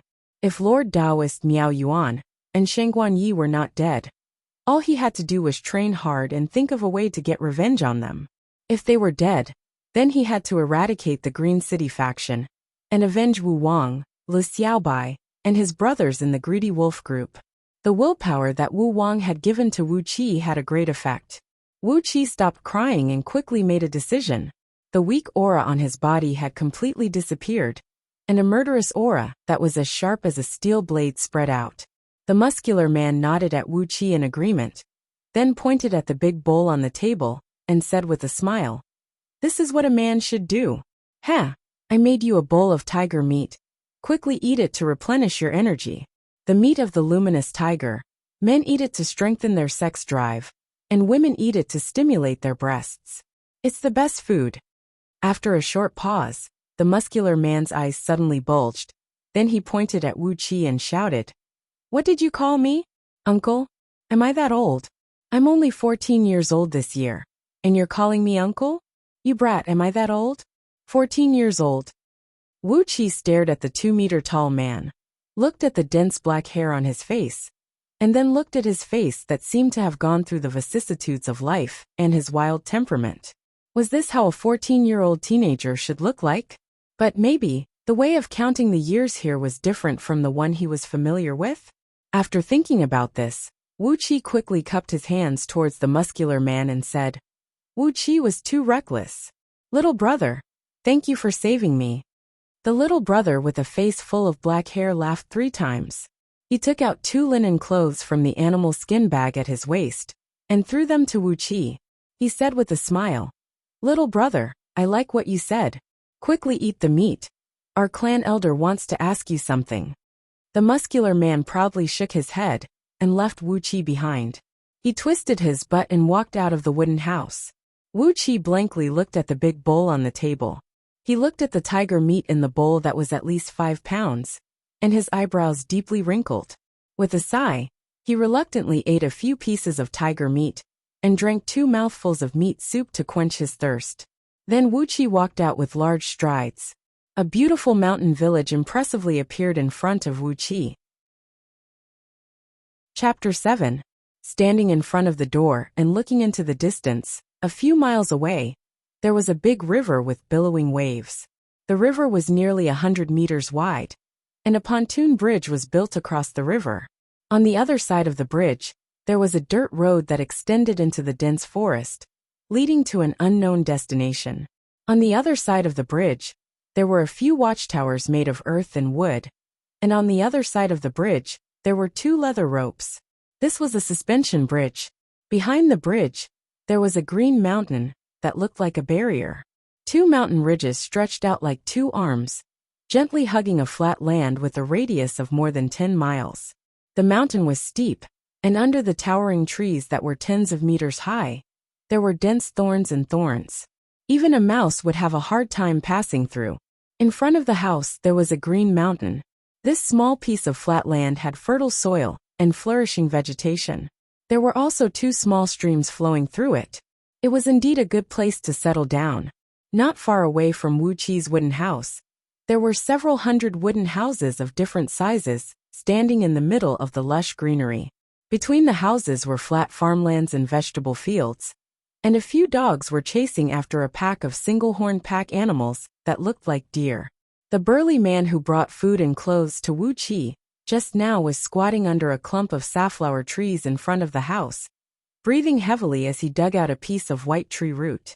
Hearing the sound of Wu Qi coming out of the house, the man hurriedly stuffed the root into the animal skin bag on his waist, turned around and greeted Wu Qi with a smile. "Red flower vine, specialized in treating all kinds of internal injuries and bleeding in women. Hey, looks like you don't need it anymore. Wuxia nodded to him gratefully and asked, Little brother, what's your name? Wuxia. Thank you for saving my life. The man was stunned for a second, then he suddenly laughed and said, Wuxia? That's a nice name. What's your name? It makes me sick. My nickname is Doggy. My real name? I don't have a real name yet. I need to be 16 years old, then I can ask the elders to name me. Doggy walked to Wuxia's side and gave him a slap on the face. Then he pulled Wuxia to the front of the village, where the suspension bridge was. While walking, Doggy proudly bragged about the magical effects of the luminous tiger's blood that his father fed to Wuxia the night before. According to him, the blood of the luminous tiger could bring the dead back to life and cure all kinds of injuries. It was an omnipotent medicine. Wuxia just listened to Doggy with a smile on his face. He glanced around at the surrounding scenery and made some judgments in his mind. The production level here was not high. It could even be said to be very low. However, the people here were all very strong. He saw a few women who went to the river to fetch water. The buckets they carried were more than a meter in diameter. They were basically two small water tanks. Every household here was equipped with swords, spears, bows, and arrows. A group of children were practicing martial arts on a small piece of flat land in the village. The weapons in their hands were all shiny and real. Looking at the weight of the knives and spears, they were at least 50 to 60 kilograms heavy weapons. These children, who were about 7 to 8 years old, were wielding these knives and swords with great vigor. Wuxia suddenly had an idea. He silently exercised a mystic technique found in the Source of Water chapter, injecting the innate water energy into his eyes. Immediately, both his eyes were covered with a layer of faint blue light. Looking at those children wielding knives and spears, Wuxia was surprised to find that these children were full of blood and qi, and there was a strong internal energy rolling in their bodies. Basically, these children were comparable to the elite disciples of the underhand sect's greedy wolf group. The internal energy in their bodies was at least at the level of 3 to 5 years of hard work. Wuxia gasped, and only then did he suddenly realize that the density of the natural energies in the air was incredibly high. The scroll of stealing was all-encompassing. It contained endless mysteries. This so-called natural energy was also mentioned in the scroll of stealing. The natural energy was the foundation of all qi cultivators. The higher the density of the natural energy, the faster the cultivation speed, and the greater the benefits to the cultivator. The spirit qi of heaven and earth on earth had long been destroyed by industrial production. It was almost a desert of spirit qi, but in this small village, the density of the natural energy in this small piece of land, it was almost comparable to the level of the lower-grade paradise described in the Scroll of Stealing. No wonder all the children here had a cultivation base of internal energy. No wonder Doggy could grow so tall and strong. In a place with an abundance of natural energy, even a sweet potato would grow stronger and fatter than any other place. Not to mention humans. Along the way, Doggy seemed to be quite famous in the village. There were many men, women, old and young who greeted him. The older ones would call him Doggy. Those who were around the same age would call him Brother Doggy. And those who were younger would respectfully call him Uncle Doggy. Especially a few girls in the village that Wuxia found to be quite good-looking. They were coy and shy from afar. They would greet Doggy with blushing faces. The soil here was fertile, the natural energy was abundant, the geomancy was excellent, it was a good place to raise people. Although the men raised here were as tall and strong as Doggy, but those girls were delicate and lovely, water could be squeezed out of them. Wuxia looked at those girls. He couldn't help but feel a little shaken. That kind of natural beauty, it was something he had never seen before. Deactivating the spirit eye, Wuxia shook his head. Now was not the time to care about the beauty of these girls. He had to first figure out where he was. Following Doggy all the way to the village entrance, which was also the suspension bridge at the end of the pontoon bridge, Wuxia saw a few old men with walking sticks in their hands, leading a group of strong men. They were cursing and beating up a few people who were rolling on the ground. Those strong men were about the same size as Doggy. They were all men with arms that could run horses, It was normal for them to hit and scold people. However, those few old men with walking sticks in their hands were so old that their waists were bent like a bow. They were not inferior to the young men. They were holding the walking sticks full of barbs. They were cursing and beating the people on the ground. It was a very shocking scene. When Wuxia and Doggy walked to the side of the crowd, they seemed to have vented the anger in their hearts. An old man coughed a few times. The walking stick fiercely hit the ground and screamed a few times. A few strong men swiftly picked up the people on the ground. They held daggers in their hands and cleanly slit their necks. Blood spurted out. The few people twitched and screamed miserably. The villagers hurriedly took the hemp ropes. They hung up the few people whose necks were constantly spurting blood, and hung them high up under the Archer Tower at the end of the bridge. Apart from these few people who were still screaming, still bleeding, there were more than 30 corpses hanging under the Archer Tower. Some of these corpses had only been dead for a few days, and some had already turned into dried corpses. Their clothes were stripped clean, revealing their tanned skin, as well as the bright red, green and green embroidery on their skin. Those tattoos looked ferocious and mysterious. There were all kinds of wild beasts, poisonous bugs, and many strange flowers and plants. Looking at the few men who were struggling and twitching on the ropes, all the villagers, including the few old men, laughed out loud. There was no ferociousness in their laughter. There was only a surprising sense of relaxation and happiness. Wuxia stared at this scene in astonishment. Suddenly he heard Doggy shouting happily. "These barbarians came to our village to seek death again.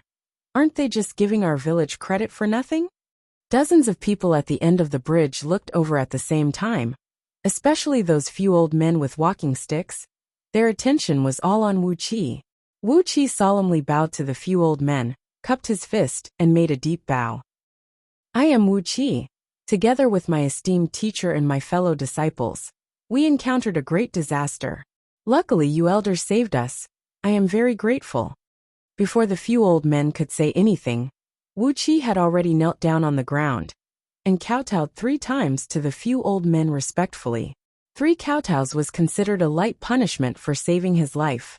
Wuxia was really grateful to these villagers who saved him. They saved him, and that was why he had a chance to avenge Wu Wang and Lu Xiaobai in the future. How could he not be grateful to them? If not for the fact that he had nothing on him, and even his clothes were shredded into pieces in the great universal dimensional portal, Wuxia would definitely reward them handsomely. Among the few old men, the oldest one, who looked like a bag of bones, and whose face was full of age spots, smiled. He walked to Wuxia's side shakily, and pulled him up with one hand. "We are all citizens of the great Yin Kingdom. Why are you talking so much nonsense?" Little brother, are you the Wanderer Barbarian Hunters?" Wuxia climbed up the pole, stood up, and nodded his head respectfully. "Old man's eyes are like a torch. Yes, I am." The strong men behind the old man became restless. They murmured in a low voice, as if they were cursing those damn barbarians for owing another blood debt. After absorbing Lu Xiaobai's monstrous intelligence, Wuxia quickly analyzed something. He clenched his teeth and swore, "My esteemed teacher and my fellow disciples were all killed by them. This hatred is absolutely irreconcilable. When I go back, I will definitely train hard, and in the future, I will kill all my enemies and avenge my esteemed teacher and my fellow disciples." The strong men were talking about the unknown barbarians, but the one Wuxia swore was the Qing City Qing Qingdao Lord Miao Yuan's sect. However, both sides were in perfect agreement. The few old men nodded their heads in approval and exclaimed, "A good man should be like this. You are the Wanderer Barbarian Hunters who travel around the world to kill barbarians. If you don't even avenge your fellow disciples, it will be a disgrace." The old man who helped Wuxia up just now patted Wuxia's chest, shook his head and said, "But little brother Wuxia, your body is too weak. You are no match for those barbarians." The old man sighed and said politely, "We, the Meng village, have a secret recipe passed down from generation to generation. Using the bones and tendons of beasts combined with dozens of herbs, it is the best way to strengthen your bones and increase your height. Before I leave, I will give you 100 packets of herbal plasters. I guarantee that your height will increase by a lot." Hearing what the old man said, Wuxia did not know whether he should laugh or cry. His body was the standard body of a handsome man on earth. Although he was a little skinny, he was not weak, and his muscles and bones had their own strength. After inheriting the scroll of stealing, he naturally knew that the strength of one's body had nothing to do with the size of one's body. However, faced with the kindness of the old man, Wuxia could only bow deeply once again, thanking the few clan elders for their kind intentions. Wuxia swore in his heart, if he becomes successful in his cultivation in the future, he will definitely come back to this village and thank the villagers. While he was making up his mind, a fist-sized green fireball suddenly shot out from the forest on the other side of the river. It hit a muscular man who was standing on the bridgehead. Along with a painful howl, the muscular man's entire body was ignited with a green flame. His body rolled a few times on the ground, and then it turned into a pile of ashes. The few elders were shocked, and the villagers who were standing guard on top of the archer tower screamed out, "The barbarians are attacking! There are so many barbarians!"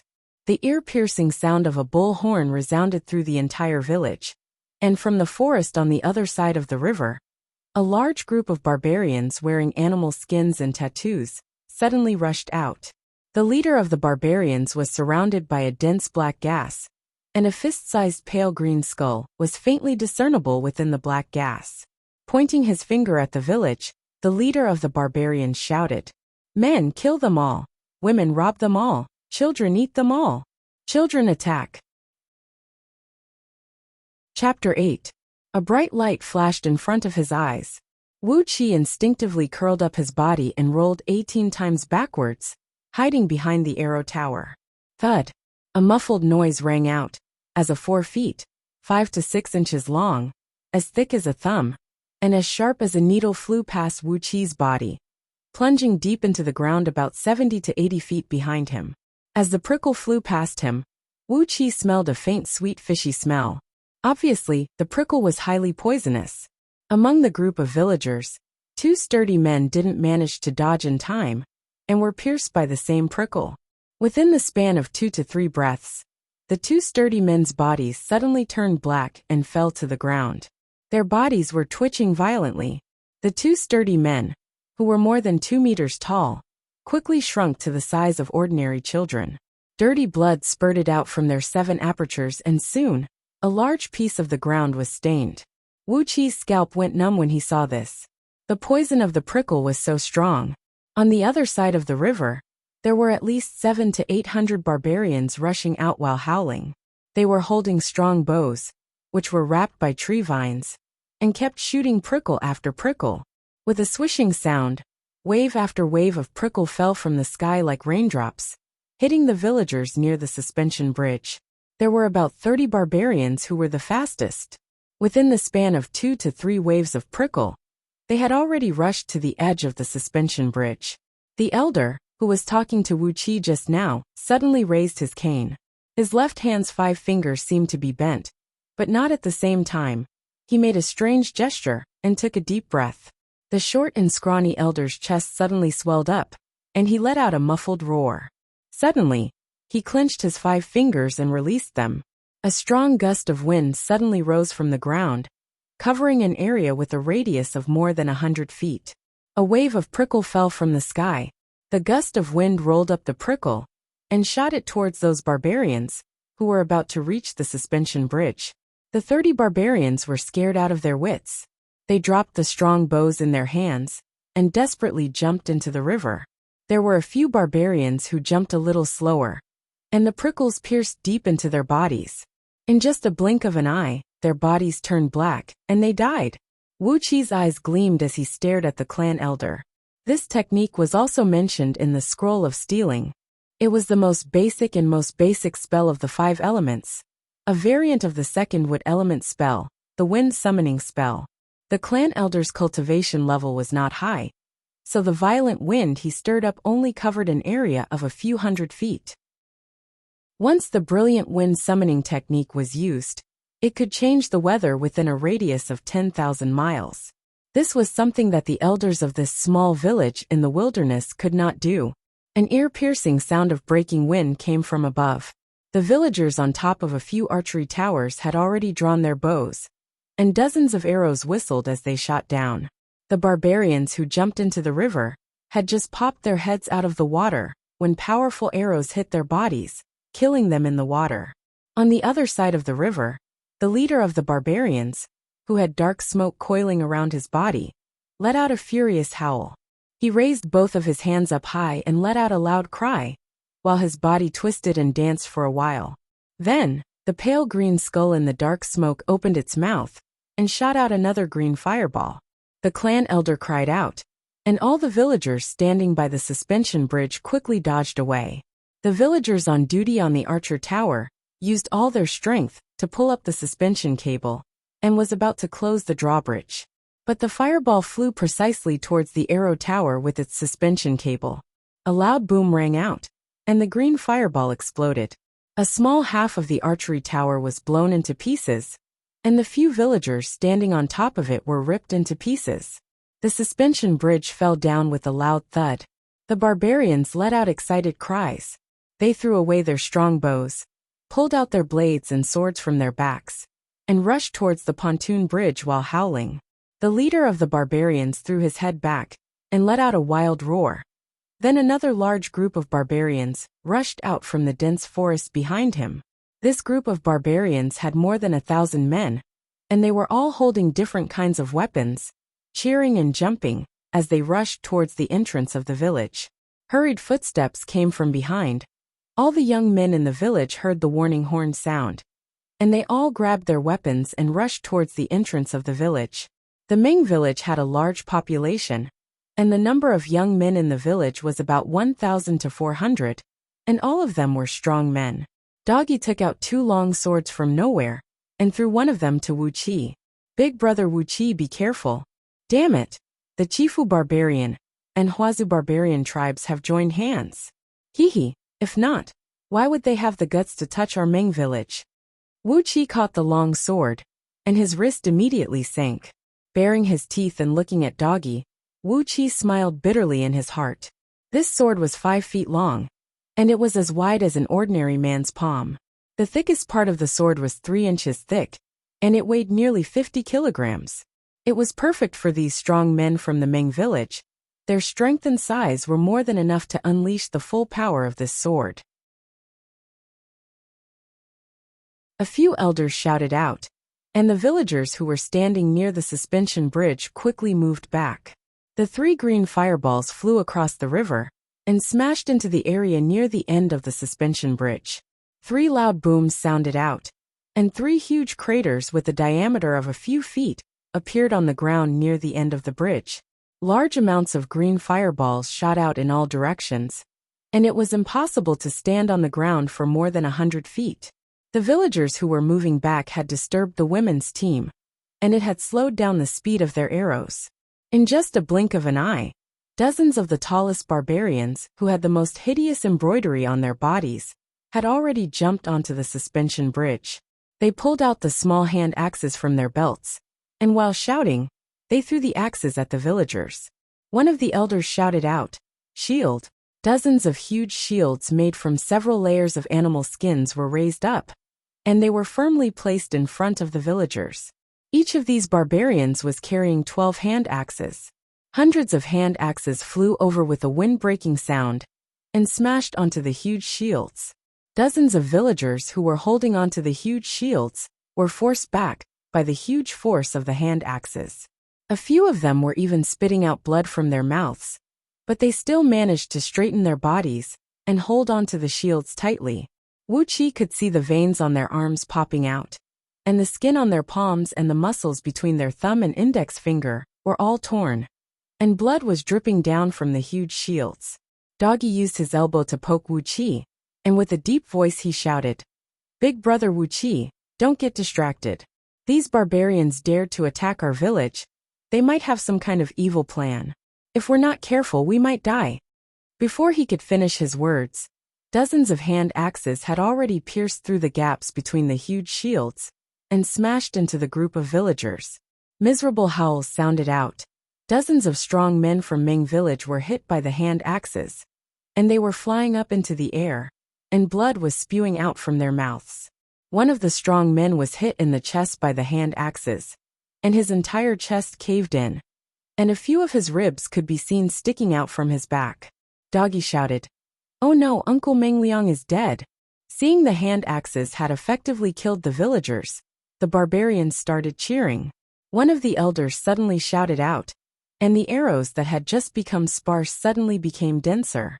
Thousands of strong women from the village started shooting arrows at Chi-Chi, and the rain of arrows completely blocked off the suspension bridge. The dozens of barbarians who threw the hand axes were screaming out in pain, and at least half of them had been pierced by the arrows. The suspension bridge was only 15 feet wide, and the back of the bridge was already filled with barbarians. When the barbarians at the front saw the rain of arrows coming at them, they had no choice but to learn from the first wave of barbarians and jump off the bridge while clenching their teeth. A few ferocious river fishes that looked like crocodiles, but had a sharp horn on their head, suddenly emerged from the water. The teeth of these river fishes were extremely sharp, and they opened their mouths and crazily leaped towards those barbarians. The arms and legs of these barbarians were bitten off by these river fishes, and their blood quickly spread out in the river. The river nearby started boiling, and countless ferocious river fishes rushed over, opening their mouths and leaping towards those barbarians who had fallen into the water. The arrows kept falling down, and the barbarians on the suspension bridge couldn't move forward, and they couldn't retreat either. They were in an extremely awkward situation. The elder who used the wind summoning spell let out a long sigh of relief. Then he laughed out loud and said, "These barbarians are asking for death again. They come to our Meng village at least 3 to 5 times a year, and every time they come back in defeat. They are just giving our Meng village some credit." The villagers started laughing out loud, and they were enjoying the beautiful scene of the rain of arrows killing the barbarians. Just when all the villagers' attention was attracted by the barbarians on the suspension bridge, the sky suddenly darkened. Wuxia raised his head up, and he saw nearly 100 eagles with a wingspan of more than 50 feet falling down from the sky, following the ear-piercing screeches. A few hundred short barbarians wearing clothes made of feathers, and their exposed skin was also covered with all kinds of embroidery patterns. They were holding spears in their hands, and they quickly jumped down from the backs of the eagles. These barbarians landed directly in the middle of the villagers, and the spears in their hands fiercely pierced towards the villagers. In the blink of an eye, nearly 100 villagers were pierced by the spears, and they all fell to the ground covered in blood.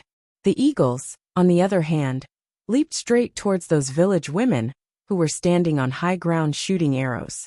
Their huge claws swooped down, and after grabbing a few village women, they flew high up into the sky and kept circling in the sky.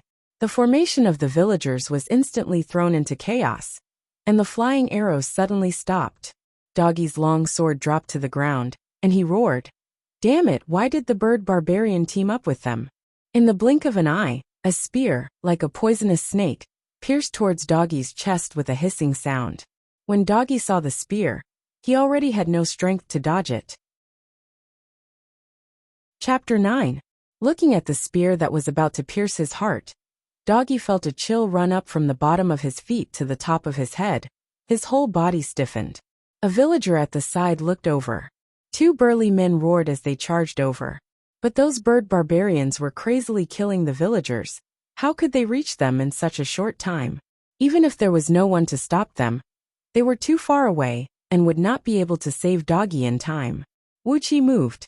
Just when the spear was 3 inches away from Doggy's heart, his body suddenly shot out like a bullet and threw himself into the chest of the barbarian. The prickle in his hand went deep into the barbarian's chest, piercing through his body. His left hand casually slapped on the spear. The innate water energy brought up a whirling force and crushed the 1-foot-long spear into pieces. The token of the underhand sex sect leader was forged by the mysterious man who passed the scroll of stealing to Wuxia using an innate water energy stone. It contained a thread of innate water element energy. Therefore, when Wuxia was cultivating the scroll of stealing's 7 foundation establishment technique, he had to cultivate the water chapter first. Innate water was extremely soft and gentle, But it could also be extremely hard and strong. The soft part of it was unbreakable in the world. The hard part could break everything in the world, just like the vast ocean. No matter how hard you hit it, no matter how hard you hit it, no matter how hard you hit it, no matter how hard you hit it. But once the ocean rolled up into a tsunami, the surging waves could destroy a city, destroy a country, and sweep away a mountain as easily as turning one's hand. Just like how a drop of water could pierce through a stone, water could turn into an iceberg. It could still crush everything under the iceberg into pieces. Just now, when Wuxia struck with his palm, the innate water energy brought up a whirlpool force. Even a piece of pig iron would be crushed into pieces, let alone these barbarians' spears made from tree vines. Although these tree vines were extremely tough, they couldn't withstand a single strike from Wuxia. When the poisonous prickle entered the bird barbarian's body, its body trembled, dirty blood sprayed out from its 7 apertures, and its body suddenly shrunk into a lump of meat. Pulling out the prickle, Wuxia shouted at the dumbfounded doggy. "If you don't want to die, pick up your sword and fight with them." Doggy stared blankly for a moment, then abruptly grabbed his long sword, howling as he swung his sword forward randomly. The sword nearly missed Wuxia, but luckily, he pulled his neck back, and the tip of the sword brushed past his scalp. The violent sword swept up a whirlwind and left a bloody mark on Wuxia's scalp. "Son of a bitch!" Wuxia cursed angrily, only to hear a loud sound. A bird barbarian who had just raised his spear to stab Wuxia was sent flying by Doggy's sword. These bird barbarians were short in stature and did not have much strength. They were only nimble. Facing Doggy's frightening strength, the savage could only let out a miserable howl. His long spear was cut in half by the sword, and he himself was sent flying dozens of feet away. "Kill the barbarians, kill the barbarians, kill the barbarians." Just as Wuxia and Doggy settled their own problems, a few elders of the Meng village had gathered together and started shouting. At that moment, the response was like thunder. Thousands of strong men and thousands of healthy women responded at the same time. The roar of "Kill the barbarians" shook the river water. Leaving a few hundred villagers to kill the bird barbarians, the rest of the villagers held their weapons tightly and rushed towards the drawbridge. There were already a few hundred barbarians rushing across the drawbridge while screaming, and they were rushing towards the village. If they couldn't stop them near the drawbridge, once all the barbarians rushed into the village, even if they could kill them in the end, the Meng village would be finished. 2 elders took the lead, bringing the villagers and rushing towards the drawbridge. Although the 2 elders were so old that they couldn't even straighten their backs, their strength wasn't any weaker than those young villagers. Moreover, their moves were more ruthless and sinister. Every single move was aimed at the vital points of those barbarians. 2 licanes swirled up a black gust of wind as the 2 elders rushed to the bridgehead while yelling. Wherever they went, dozens of barbarians were killed on the spot by their canes. They were like 2 crazy tigers, leading a group of tiger cubs to crazily kill anyone who tried to stop them. Those barbarians did not want to be outdone. They also shouted for a bloody battle, and with their eyes bloodshot, they started fighting with the villagers of Meng village. The villagers of Meng village wanted to drive the barbarians back to the bridge, but the barbarians wanted to guard the drawbridge, not letting the villagers get close to them. They just wanted more of their companions to rush into the village and start killing. Both sides were fighting at the drawbridge, and in the blink of an eye, dozens of villagers were killed by each other. Blood and minced meat were scattered all over the ground. Suddenly, the leader of the barbarians, who was standing on the other side of the river, let out a weird laugh. He pulled out a bone blade, chopped off his own little finger, and stuffed it into the mouth of the green skeleton next to him. The small skeleton started chewing on the finger, and its body suddenly expanded. With a weird cry, the enlarged skull opened its mouth, and in one breath, dozens of green fireballs were shot out.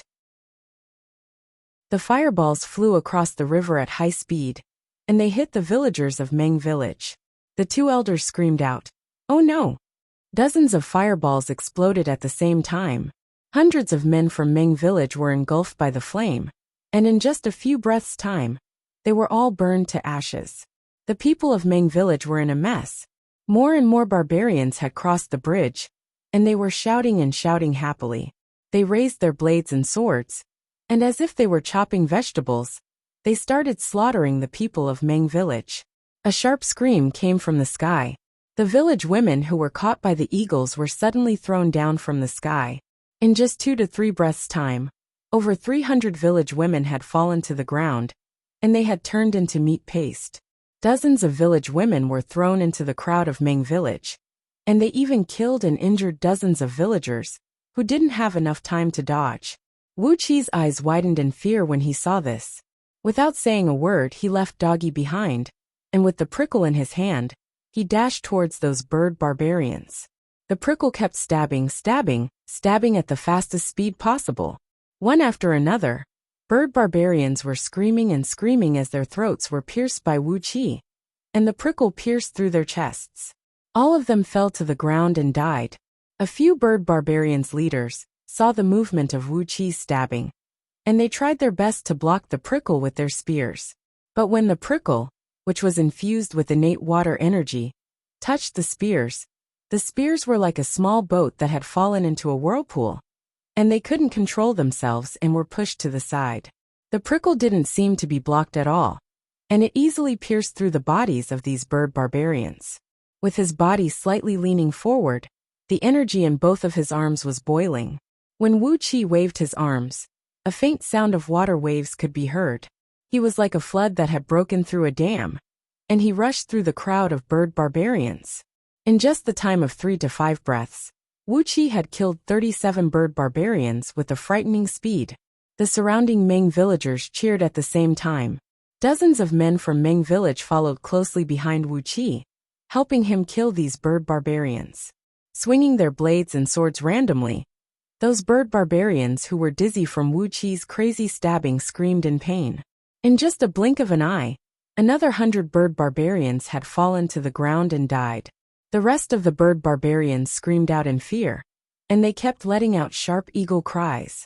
Nearly 100 eagles in the sky quickly dove down, trying to help these bird barbarians retreat. The barbarian leader on the other side of the river roared out angrily, and he was cursing these unreliable bird barbarians. But in just a blink of an eye, this barbarian leader started laughing crazily again.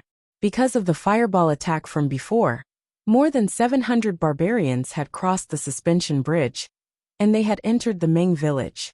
The villagers of Meng village were retreating, and the barbarians were about to break through their defensive line.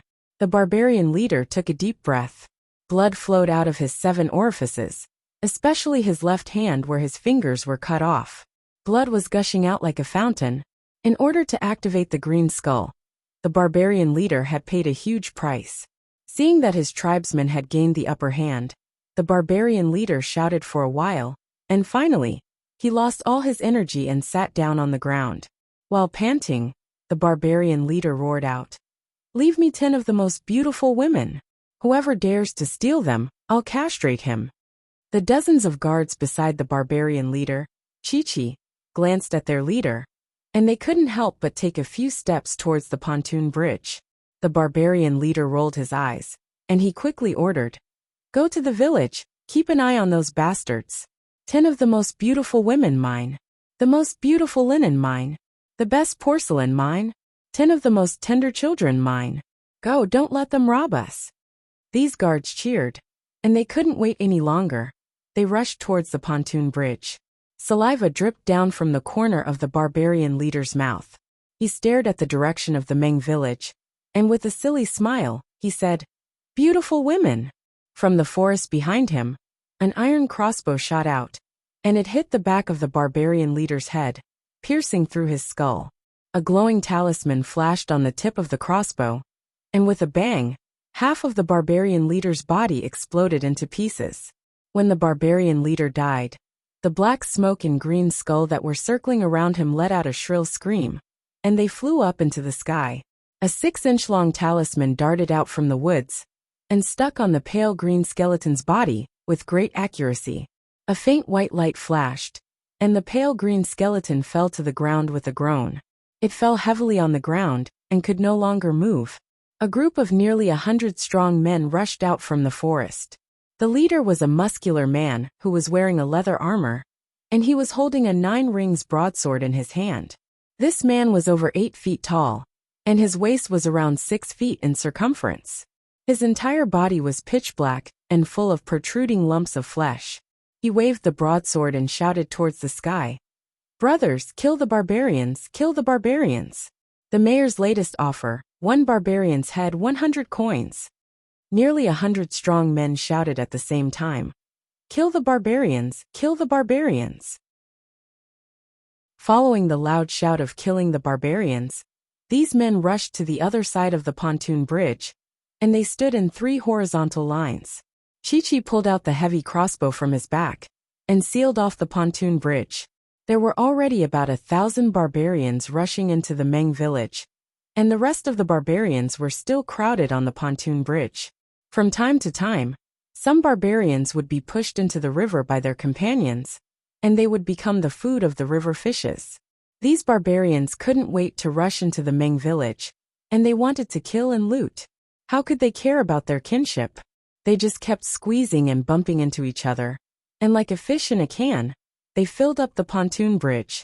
The water might not be able to pass through, but the crossbow could. The power of the crossbow used by the group of men who rushed out from the forest was terrifying. Only with a pung-pung sound could be heard, and dozens of crossbow bolts would be shot out at the same time. Each of the crossbow bolts would pierce through the barbarian's body, and each bolt would have to pierce through at least 3 to 5 barbarians' bodies before its power would be depleted. These men then used a 3-stage cycle shooting method: 1 row shooting, 1 row preparing, and 1 row reloading the crossbow. The crossbow bolts didn't stop shooting, and in the blink of an eye, half of the barbarians on the pontoon bridge were killed. When the river fishes were about to tear apart the dead bodies of the barbarians who fell from the bridge, the leader quickly took out a big bag of powder from his bag and sprinkled it into the river. A pungent smell spread out, and the river fishes in the river quickly turned around and left. How could they dare to stay here any longer? The leader laughed wildly and said, "1 barbarian's head is worth 100 coins. How could I let you eat it like this? Brothers, let's kill the barbarians. When we get back to the city, let's find some girls and have some fun. Haha, we're going to make a fortune this time." The vigorous men all laughed and cheered in unison. They kept laughing, but their hands were not messed up. One by one, they reloaded the crossbow and shot the crossbow in an orderly manner. Step by step, they walked onto the pontoon bridge, mercilessly harvesting the lives of those barbarians. These pitiful savages were squeezed into a ball on the pontoon bridge. They didn't even have a place to dodge. Under the volley of crossbow bolts with astonishing penetrative power, hundreds of savages were wiped out in the short time it took to drink a cup of tea. The village elders cheered together. "The barbarian hunters are here. Boys, let's kill the barbarians." The people of Meng village were cheering loudly, and Chi-Chi's expression changed. Chapter 10. When the sound of "kill the barbarians" was heard, Wuxia was in a state of joy. When he killed those bird barbarians, Wuxia's right hand pierced the prickles into their bodies, and his left hand pressed on their bodies out of habit. The secret skill of the underhand sect, which was also the basic skill of the scroll of stealing, was used together with the great hand of web and little picking star palm. In addition to the invisible whirlpool formed by the innate water energy in his arm, when his palm pressed on these barbarians' bodies, a thread of blood that could not be seen by naked eyes would spurt out. Wuxia could only feel his palm warm up. A stream of blood that could make his whole body energized suddenly flowed into his body. His body, which was injured by Shangguanye's disciples, and was crushed in the great universal dimensional portal, was like a seedling that suddenly saw rain after a long drought, greedily absorbed the heat. Suddenly, Wuxia's weak and feeble body recovered a lot, and his strength had increased to a whole new level. The scroll of stealing, the scroll of stealing. Taking everything in the world to make up for one's inadequacies. Taking without asking is stealing. With the 7 stealing heaven meridians as the foundation, cultivating yin-yang metal, wood, water, fire and earth 7 skills, one could contain the heavens and steal anything in the world. The so-called 7 stealing heaven meridians were the 7 extra meridians that corresponded to the 7 elements of yin, yang, metal, wood, water, fire, and earth. Wuxia had the 7 stealing heaven meridians. That was the reason why he inherited the scroll of stealing. Now, with the help of the underhand sect leader's token, he had cultivated the source of water chapter and mastered the innate water spirit. With this, he could steal all the spirit chi in the world that originated from the source of water.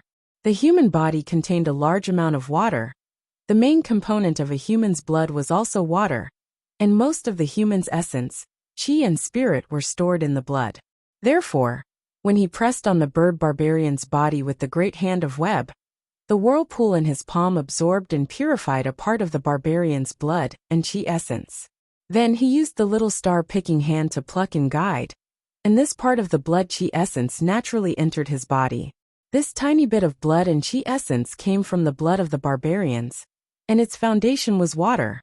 Therefore, it was easily digested by the innate water energy, fusing into Wuqi's body without any hindrance, and became a part of his spirit, energy, and soul. Because Wuqi's cultivation was not high, the blood and chi essence that he stole was only 1,000th of a normal person's blood and chi. Because Wuqi's cultivation was not high, the blood and chi essence that he stole was only 1,000th of a normal person's blood and chi. The natural energy in this mountain range was very rich, and the blood and energy of an ordinary savage was at least 10 times stronger than that of a human on Earth. The total amount of blood and energy Wuqi had stolen was roughly equal to what he had. In just a few breaths of time, the strength of Wuqi's energy and blood had been doubled. Wuqi felt warm all over his body. A huge amount of essence was circulating in his body. Wuqi's internal injuries were quickly healed. The blood and chi essence that he stole slowly settled in Wuqi's blood vessels, tendons and bones, gradually becoming part of Wuqi's body. In just a short period of time, the foundation of Wuqi's blood and energy had been doubled, and the energy and nutrients carried by his blood, as well as the ability of his blood to regenerate, had also been doubled. Wuqi's fair skin had a faint redness. The blood in his body was surging. There seemed to be an extremely strong force in his body that wanted to be released. It just wanted to fight with someone. Taking a deep breath, a section of the cultivation technique of the scroll of stealing flashed across Wuqi's mind at lightning speed.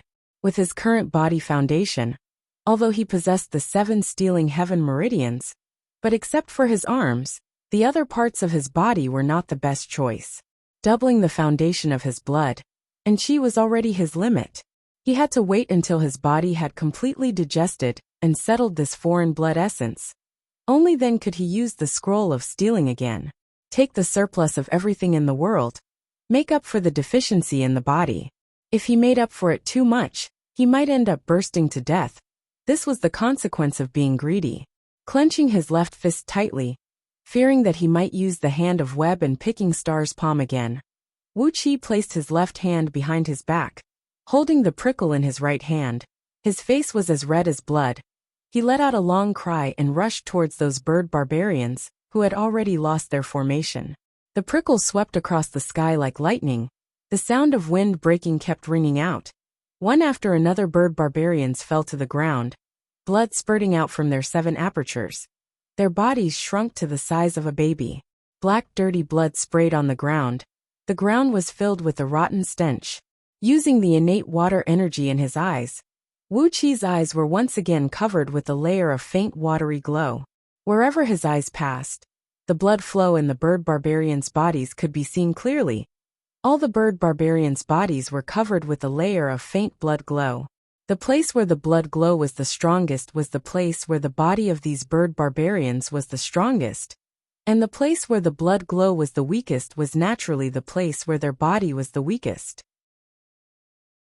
All Wuqi needed to do was to poke the spot where the blood glow was the weakest, and that spot was the weakest spot of these bird barbarians. In a blink of an eye, another dozens of bird barbarians had fallen under Wuqi's prickle. The eagles swooping down from the sky let out a sharp cry. 3 of them swooped towards Wuqi's direction. 6 eagle claws swung down from the sky. grabbing towards the top of Wuqi's head at the same time. Letting out a long laugh, Wuqi pushed out his left hand. A soft but tough whirlpool-like force was unleashed. The 6 eagle claws spun in the whirlpool-like force, and suddenly, they strangely clasped together. The 3 eagles let out hurried wails. Their claws clenched into a ball, and their bodies suddenly lost their balance. They fluttered their wings, and fell to the ground in a sorry state. The prickle flashed past. Without hesitation, Wuqi used the prickle, and pierced through the neck of the 3 eagles. The villagers of Meng village cheered together. Doggy, who was following closely behind Wuqi, happily swung his sword, and chopped off the heads of the 3 eagles. The rest of the villagers rushed forward, beating the remaining bird barbarians, and forcing them to flee in all directions, completely losing their ability to fight back. The bird barbarians no longer had the heart to fight. They kept letting out sharp cries, hoping that the eagles in the sky would come down and save them. Suddenly, the sound of "Kill the Barbarians" was heard. The group of barbarian hunters had lined up in a neat formation, using their powerful crossbows to seal off the barbarians' retreat. The villagers of Meng village and the barbarian hunters flanked the barbarians from the front and the back, gradually causing the barbarians to panic. The terrain of Meng village was extremely disadvantageous to the barbarians. There was a big river in front of them, and behind them was a huge mountain that was impossible to pass through.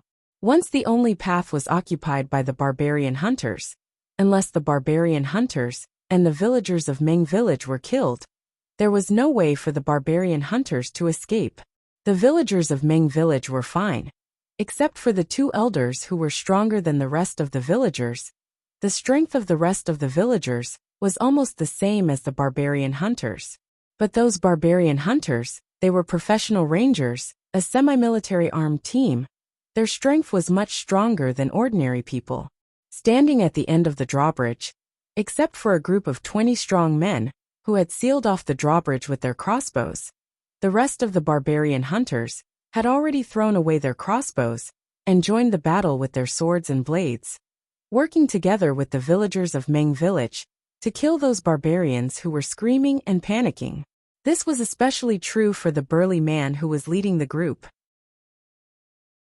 He was holding an 8 feet long 9 rings machete, and the saber beams were flying everywhere like a waterfall. Occasionally, he would let out a loud shout, and a 3-inch long saber beam would shoot out from the tip of the saber. Wherever he went, the blades of the barbarian hunters would be broken. None of them could block his blade. The rest of the barbarian hunters were also brave. No matter if it was the leather armor they were wearing or the weapons they were holding, they were much better than the weapons used by the villagers and the barbarian hunters. Their defense and lethality were amazing. These barbarian hunters all had strong inner force. They were even stronger than the strongest men of Meng village, but in front of them, none of the barbarian hunters could withstand their blades. With just a group of nearly 100 barbarian hunters, they had turned the tide of the battle. The villagers of Meng village were cheering, and together with the barbarian hunters, they surrounded the barbarian hunters and started killing them. In the blink of an eye, more than half of the barbarian hunters had been killed. The eagles in the sky were screaming in sorrow. They were stubbornly swooping down to the ground, trying to save those bird barbarians. But the crossbows in the hands of the barbarian hunters were too much of a threat to them. Dozens of eagles were hit by the crossbows and fell to the ground. How could they dare to fly back to the ground? Wuqi was getting excited. He was holding the prickle tightly. He was about to join the battle and kill this group of barbarian hunters. All of a sudden, the blood in his body surged, and his face turned so red that it looked like blood was going to drip out. Wuqi was shocked. He quickly threw away the prickle, sat on the ground with his legs crossed, and started meditating. He had suddenly stolen the blood essence that was equal to the total amount of his blood essence. If he were to sleep for 2 to 3 days, this blood essence would have completely settled down. But he was absorbing it during the battle, and he was fighting with all his might at the same time. The blood essence of a human being would become more and more surging once he exercised. Right now, the blood in his body was surging, and his blood vessels were about to burst. Silently exercising the mystic technique found in Scroll of Stealing, Wuqi circulated all the blood and energies in his body, slowly merging them into his bone marrow and tendons. After spending a full 15 minutes, he had finally completely transformed this blood and energies essence into his own. At this moment, if one could break open Wuqi's bones and examine his bone marrow, one would find out that his bone marrow had become extremely thick and dense, different from an ordinary person. Furthermore, the vitality of the bone marrow was extremely strong, and the color of the newly born blood was exceptionally red, containing a very strong life force. The blood on his face gradually faded away. Wuqi took a deep breath, followed by a muffled exhalation that sounded like a cow's roar coming from his chest. 2 streams of scorching hot white airflow were slowly exhaled from his nostrils, shooting over 10 feet away. The blood in his body was flowing joyfully, as if there was an extremely strong force hidden within his body. Every movement he made was much easier than usual. Especially, it seemed like he had received a sufficient amount of nourishment from the blood essence. Wuqi felt his eyes were bright and clear, and his mind had become much sharper. Blood essence was the foundation of a human spirit, qi and spirit. When the blood essence was strengthened, the spirit qi and spirit would also gradually become stronger. The benefits Wuqi obtained from those bird barbarians today, if it were those orthodox qi cultivators or cultivators, perhaps it would take them several dozens of years of arduous cultivation before they could improve their blood and energy to this level. The way of the heaven and earth. When others have more than they have, I have less than they have, so I take what others have and make up for myself. Wuqi suddenly had a deeper understanding of the scroll of stealing. Too bad that the token of the underhand sect was made from a piece of innate water stone. Wuqi could only hope that he would be lucky enough to find an innate spirit object of gold, wood, fire, and earth element, which would allow him to successfully cultivate the other 4 original chapters. As for the yin and yang element energy stone, Wuqi did not have much hope for it, as it was a treasure that could only be found by luck. The scroll of stealing had so many benefits, but the prerequisites for cultivating it were also a headache.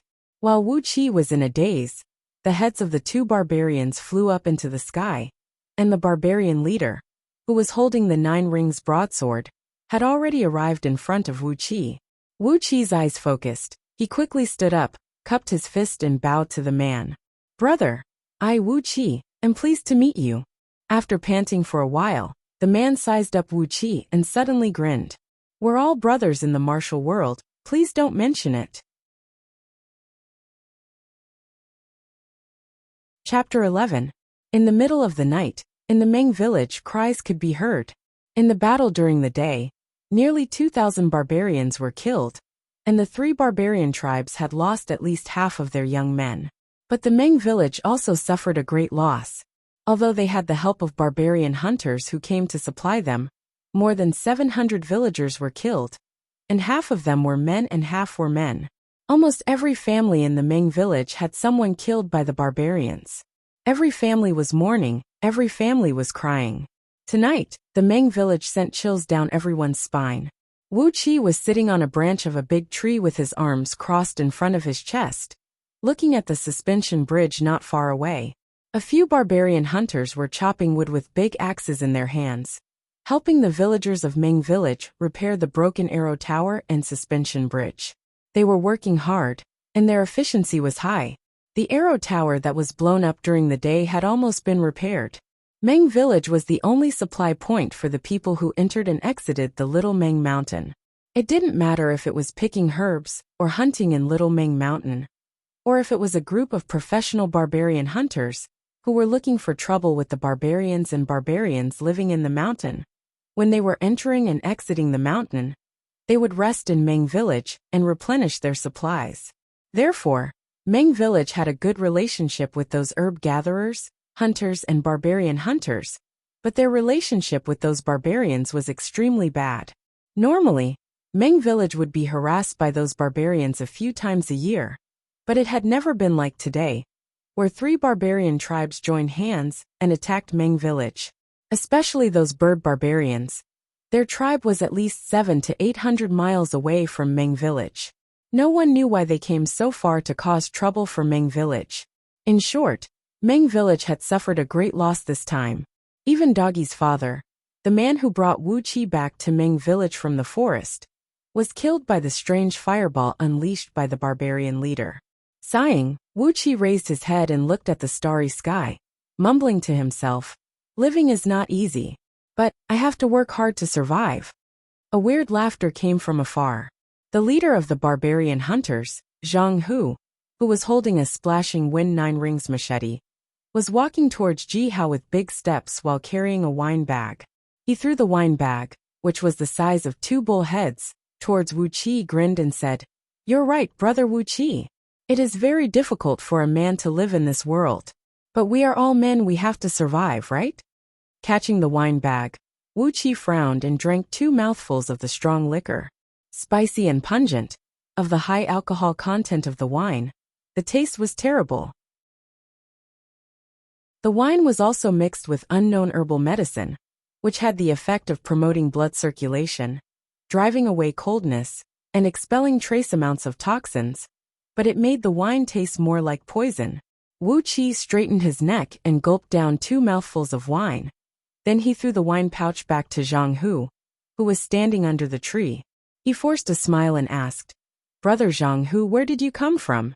Grabbing the wine bag and gulping it down, Zhang Hu let out a satisfied burp and said, "I just came out from the mountains, and I'm going back to Little Meng City to have some fun. The brothers have worked hard in the mountains for half a year, and the harvest this time is not bad." Letting out a sigh, Zhang Hu looked at the Meng village, where the lights were flickering, and said with a bitter smile, "But this time, the Meng village, ha!" Wuqi didn't say anything. He just crossed his arms, and quietly listened to Zhang Hu's monologue. But fortunately Doggy and the others are almost adults. At least, Meng village wouldn't go into a decline again. Sigh, a few years ago, we had submitted a petition to the mayor, asking him to send a group of city guards to the Meng village, but the mayor would never agree. Wu Qi lowered his head and quickly analyzed the information in Zhang Hu's words. Suddenly, the sound of footsteps came from afar. Wu Qi, who was sitting on a high spot, saw a girl from the village sneaking out of the village with a strong barbarian hunter, and they went to a bush at the edge of the village. Not long after, the wild grass began to sway rhythmically. Zhang Hu lowered his voice and laughed. "Brother Wu Qi, let's keep our voices down, we don't want to disturb them." Wu Qi looked at the bush and nodded his head thoughtfully. He had seen that girl during the day. Her husband was killed in a fight during the day, and she was the only daughter left at home. Now she sneaked out in the middle of the night and made love with these barbarian hunters. These barbarian hunters were all strong men, and their skills were much stronger than the villagers. If they could give birth to a boy through their bodies, they could support the family and continue the family line. The people in the forest respected the strong, so it was better to borrow the seeds from these barbarian hunters than to find a target from the village. Nodding his head, Wu Qi quietly slid down from the tree branch and came to Zhang Hu's side. He leaned against the tree and sat on the ground. "Big brother Zhang Hu, I've been learning from my teacher for 10 years, and this is the first time I've gone out for a walk, and I've met with an accident. I wonder how the world outside of the forest has changed." After making up a fake identity for himself, Wu Qi started to gather information about the world outside of the forest. He didn't plan to stay in Meng village any longer. The world here was too small, and it wouldn't bring any benefits to Wu Qi. The skills and scroll of stealing allowed him to take what he needed from the world to make up for what he lacked.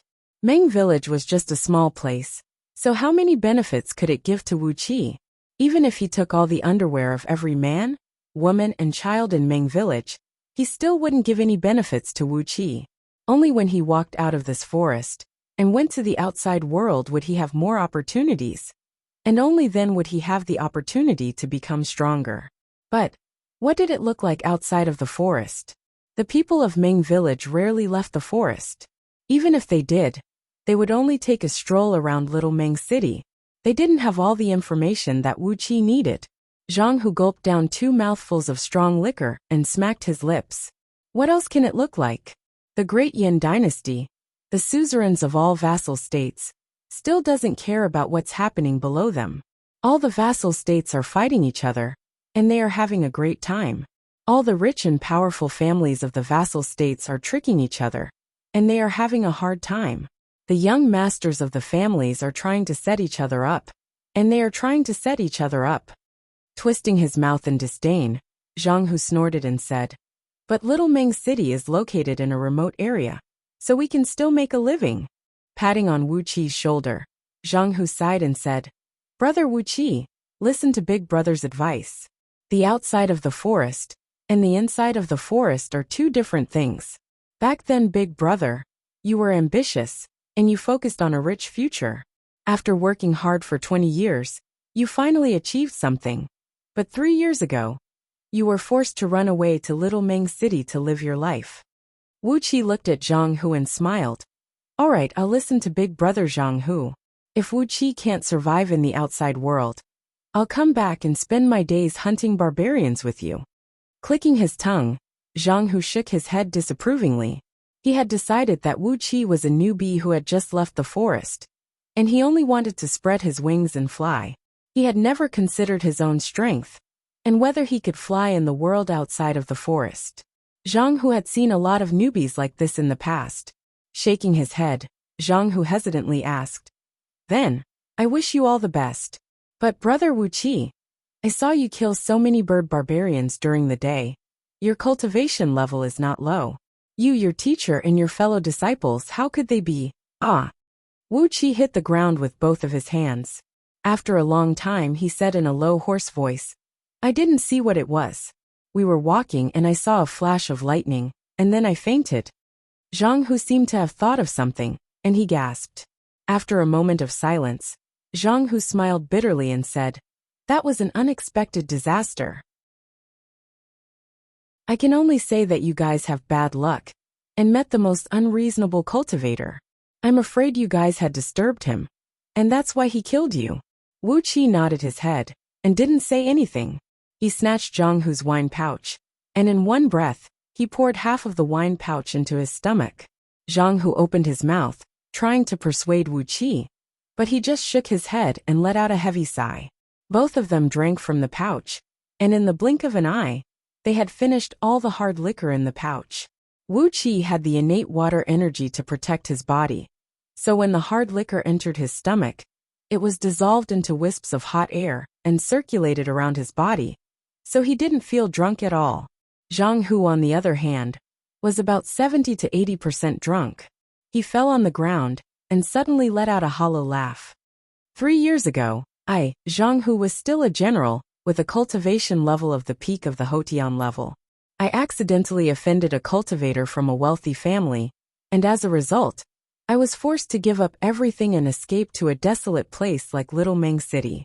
This is my fate. These cultivators, why are they so strong?" Wu Qi listened attentively to Zhang Hu's self-pity, trying to get more valuable information from him. Suddenly, he heard a series of hoofbeats coming from the woods across the river, and a long line of torches was walking toward him. The barbarian hunters who were repairing the suspension bridge at the end of the bridge let out a rapid alarm, and a large group of angry villagers immediately rushed out from the Meng village. Not long after that, a large group of cavalry suddenly appeared on the other side of the river. They were all wearing the same black clothes and black armors, riding on horses that looked like neither horses nor deers, and their bodies were covered with gold and green patterns, looking very majestic. These horses were restlessly stomping their hooves, and when their hooves collided with the rocks on the ground, a large amount of fire sparks were produced. A deep and powerful voice came from the other side of the river. "Where are the elders of Meng village?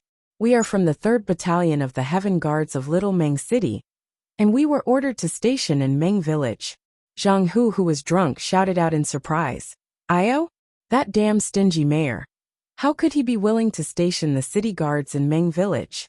Didn't he keep saying that the taxes were not enough, and that he couldn't afford the extra military expenses?" Shaking his head, Zhang Hu frowned and said, "Even if he wants to station the soldiers in Meng village, can't they just come during the day? Little Meng City is only 500 miles away from here, and a swift horse can travel 2,000 miles in a day. They can reach Meng village in 4 hours. Why would they need to travel at night? Looks like Wuxia asked in a low voice. What do you mean by looks like? Big brother Zhang Hu? Zhang Hu twisted his lips and murmured. Looks like there's a high official coming, and the mayor is sending the soldiers out to show his face. While both of them were murmuring, the suspension bridge had been lowered slowly. There were a total of 500 elite soldiers in the 3rd Heavenly Guard Battalion of Little Meng City. Each of them was over 8 feet tall, strong and muscular. They looked even more valiant and courageous than those villagers from Meng Village. Especially the armors and weapons they were wearing. They were of the highest quality, and even Zhang Hu was jealous of them. When this group of elite soldiers slowly entered the village, the villagers of Meng Village couldn't help but let out a cheer. The sad atmosphere of the village had been washed away by quite a bit. With these 500 elite soldiers stationed in Little Meng City, and with the natural advantage of Meng Village, unless it was attacked by more than 4,000 barbarians, Meng Village would be safe. Wuxia couldn't help but nod his head. With this team of soldiers stationed here, he could leave Meng Village with a peace of mind. It was time for him to enter this world. Chapter 12. The chariots rumbled, and the horses neighed. The sky was clear and blue, without a single cloud in sight. 2 eagles were hovering in the sky. They looked like flies embedded in amber, their bodies not moving at all. Only a few sharp and long cries could be heard occasionally, showing that they were still alive. It had just rained a few days ago, and the road leading to Little Meng City was covered with a thick layer of mud. Although the weather had been fine for the past 2 days, the mud hadn't dried up yet. The wheels of the chariots and the hooves of the horses had sunk into the soft mud, and every inch they moved forward required a lot of strength.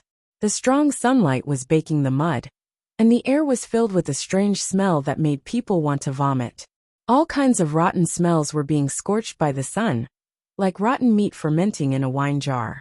The sticky smell seemed to be drilling into the body through the pores of the people, making them feel unbearably uncomfortable. A group of 200 riders were escorting 7 gold-plated chariots, moving slowly on the muddy road with difficulty. Occasionally, the hooves of a few mounts would slip and stagger a few steps to the side, which would always lead to the angry accusations and curses of the knights on their backs. Some bad-tempered knights would even whip their mounts. All 7 of the chariots were luxurious. The 6 leading chariots were all 4-wheeled carriages, pulled by 4 snow-white horses. But the biggest chariot at the back didn't have any wheels. The entire chariot was floating 3 feet above the ground, pulled by 4 strong black rhinoceroses. The 4 rhinoceroses were different species. Their black skin was dotted with green spots, and the 3 curved horns on their heads were glowing with a silvery white light, making them look majestic and magical. The interior of this floating chariot was luxuriously furnished. It was like a spacious bedroom. There was a soft couch, a long table, 2 bookshelves for bronze incense burners placed at the corner of the chariot, and a thick carpet and all kinds of exquisite furnishings. Although they were on a journey, it was still an extremely luxurious experience. Lu Qingfeng was sitting behind the long table with disheveled hair, trying his best to open his sleepy eyes, staring at the lower-tier magical treasure, the little 25th lamp. The fist-sized spirit lamp made of purple gold was shaped like a toad. It opened its mouth slightly and spat out a strand of red flame that was as thin as a strand of hair. A small ball of silver essence the size of a soybean was floating in the flame and slowly melting. Although this silver essence was small, it was refined by 300 kilograms of silver by Lu Qingfeng, and it contained a thread of Western Grand White Gold energy. Because of the difference between the grade of silver and Lu Qingfeng's cultivation level, the Grand White Gold essence energy contained in the silver marrow was very weak, very thin, and of a very low grade. However, it was still the Grand White Gold essence energy. The lower-tier magical treasure, the little 25th spirit lamp, was a treasure that Lu Qingfeng had spent all his wealth to obtain. As long as a fire element spirit stone was inserted into the lamp, it would be able to shoot out a thread of Shaoyang true fire. Of course, if one's cultivation level was high enough, He could also use his own energy to ignite the lamp, but Lu Qingfeng's cultivation level was obviously not at that level. The power of the flame ignited by the spirit stone was not strong, and it was extremely unstable. This silver essence had been smelted for 14 hours, but only 99% of it had been melted. The last thread of the essence that contained the grand white energy could not be completely melted.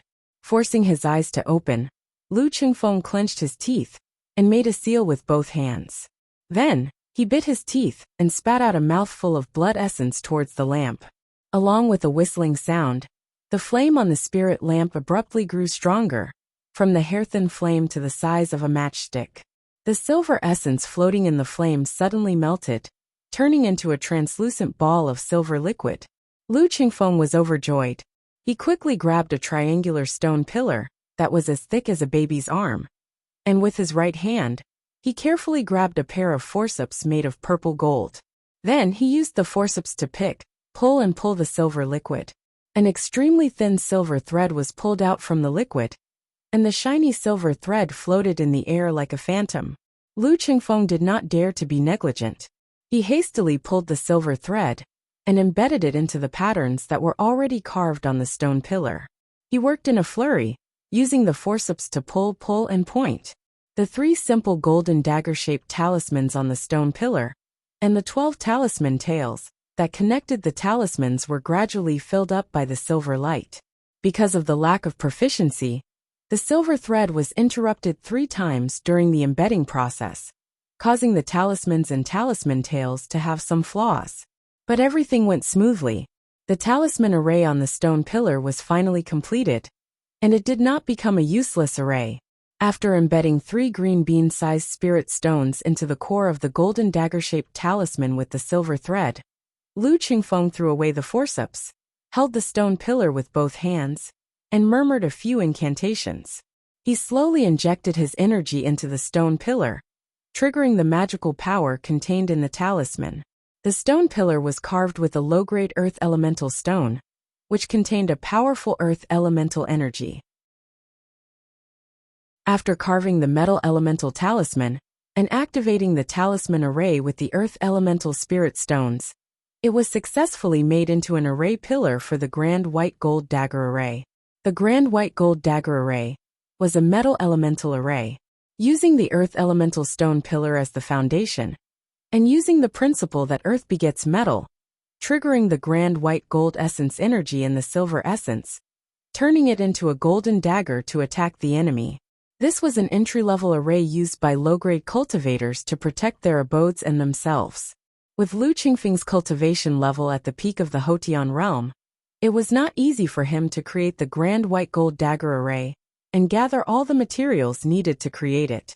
Laughing out loud, Lu Qingfeng took out 2 identical array pillars from the lowest grade storage bag. He stared at the 3 array pillars in his hand, which were glowing with a faint silver light, and threw himself back onto the couch. Hey, I'm the general of Little Meng City. This is a city that is attacked by barbarians every 2 to 3 years.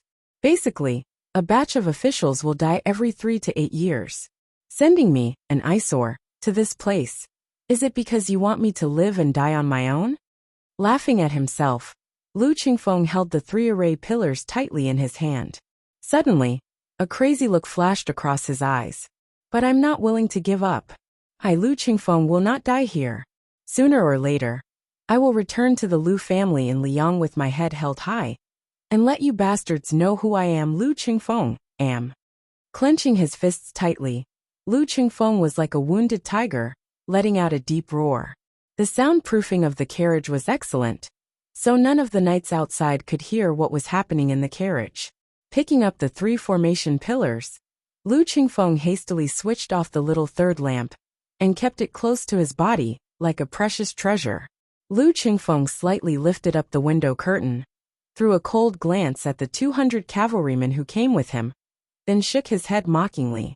These 200 bodyguards were tall and handsome, and the armors and weapons they were wearing were of the best quality.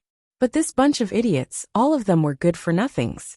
Among these 200 bodyguards, none of them had broken through the level of 10 years. Lu Qingfeng, who was at the peak of the Hotian realm, was confident that he could defeat 50 of them at the same time. If he formed the grand white gold dagger formation, he could kill all of them in the blink of an eye. These were the bodyguards sent by his family. Was he going to rely on them to open up a new world in Little Ming City, a desolate place like this? Anger rose up in his heart. Lu Qingfeng suddenly lifted up the curtain and spat on the face of a bodyguard standing next to the window. With an angry voice he roared, "Get the hell out of here! Get the hell out of here! You blind fool! You're blocking the light of young master. Are you looking for death?"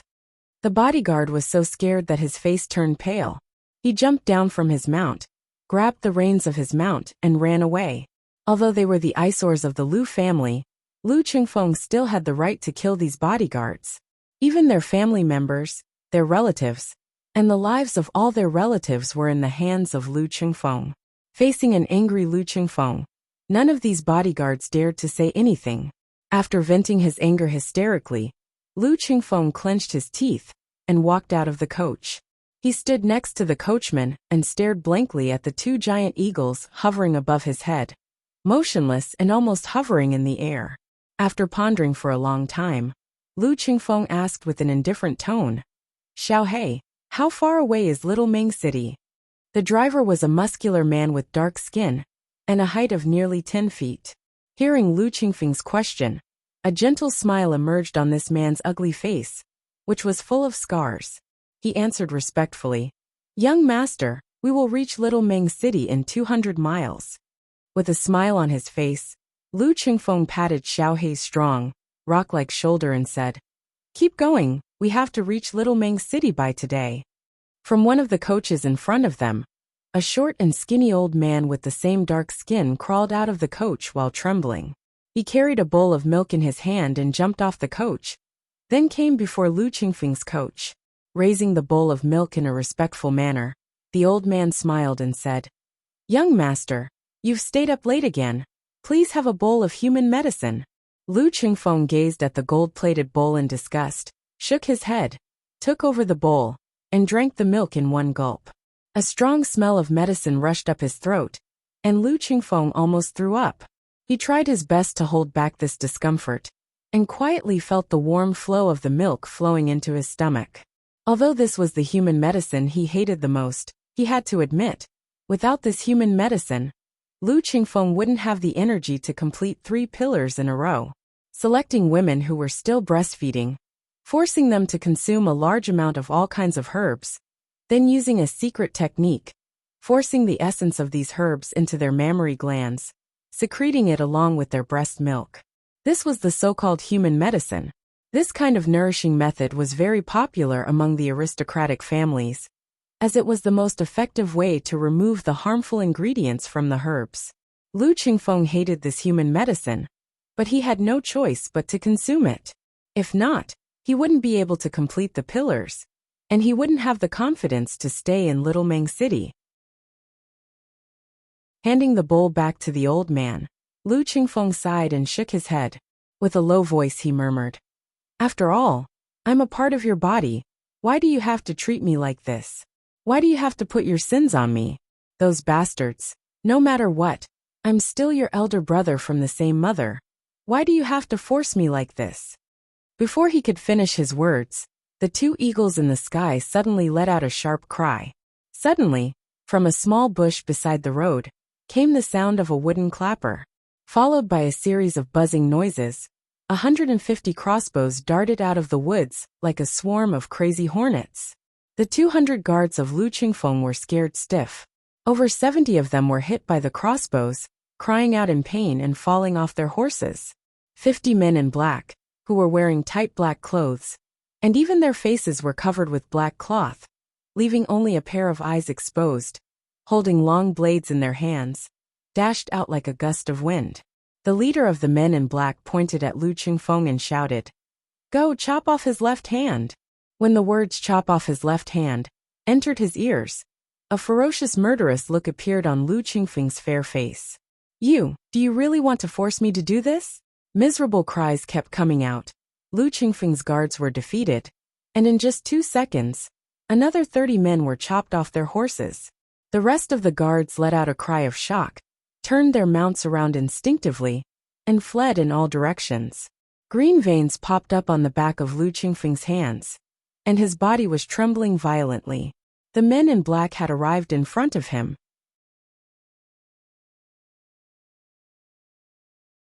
Chapter 13. Hundreds of villagers from Meng village were driving the carts, and Zhang Hu and the barbarian hunters were protecting them on both sides. The group was moving forward with difficulty on the small path in the woods. 30 carts were filled with the heads of dead barbarians.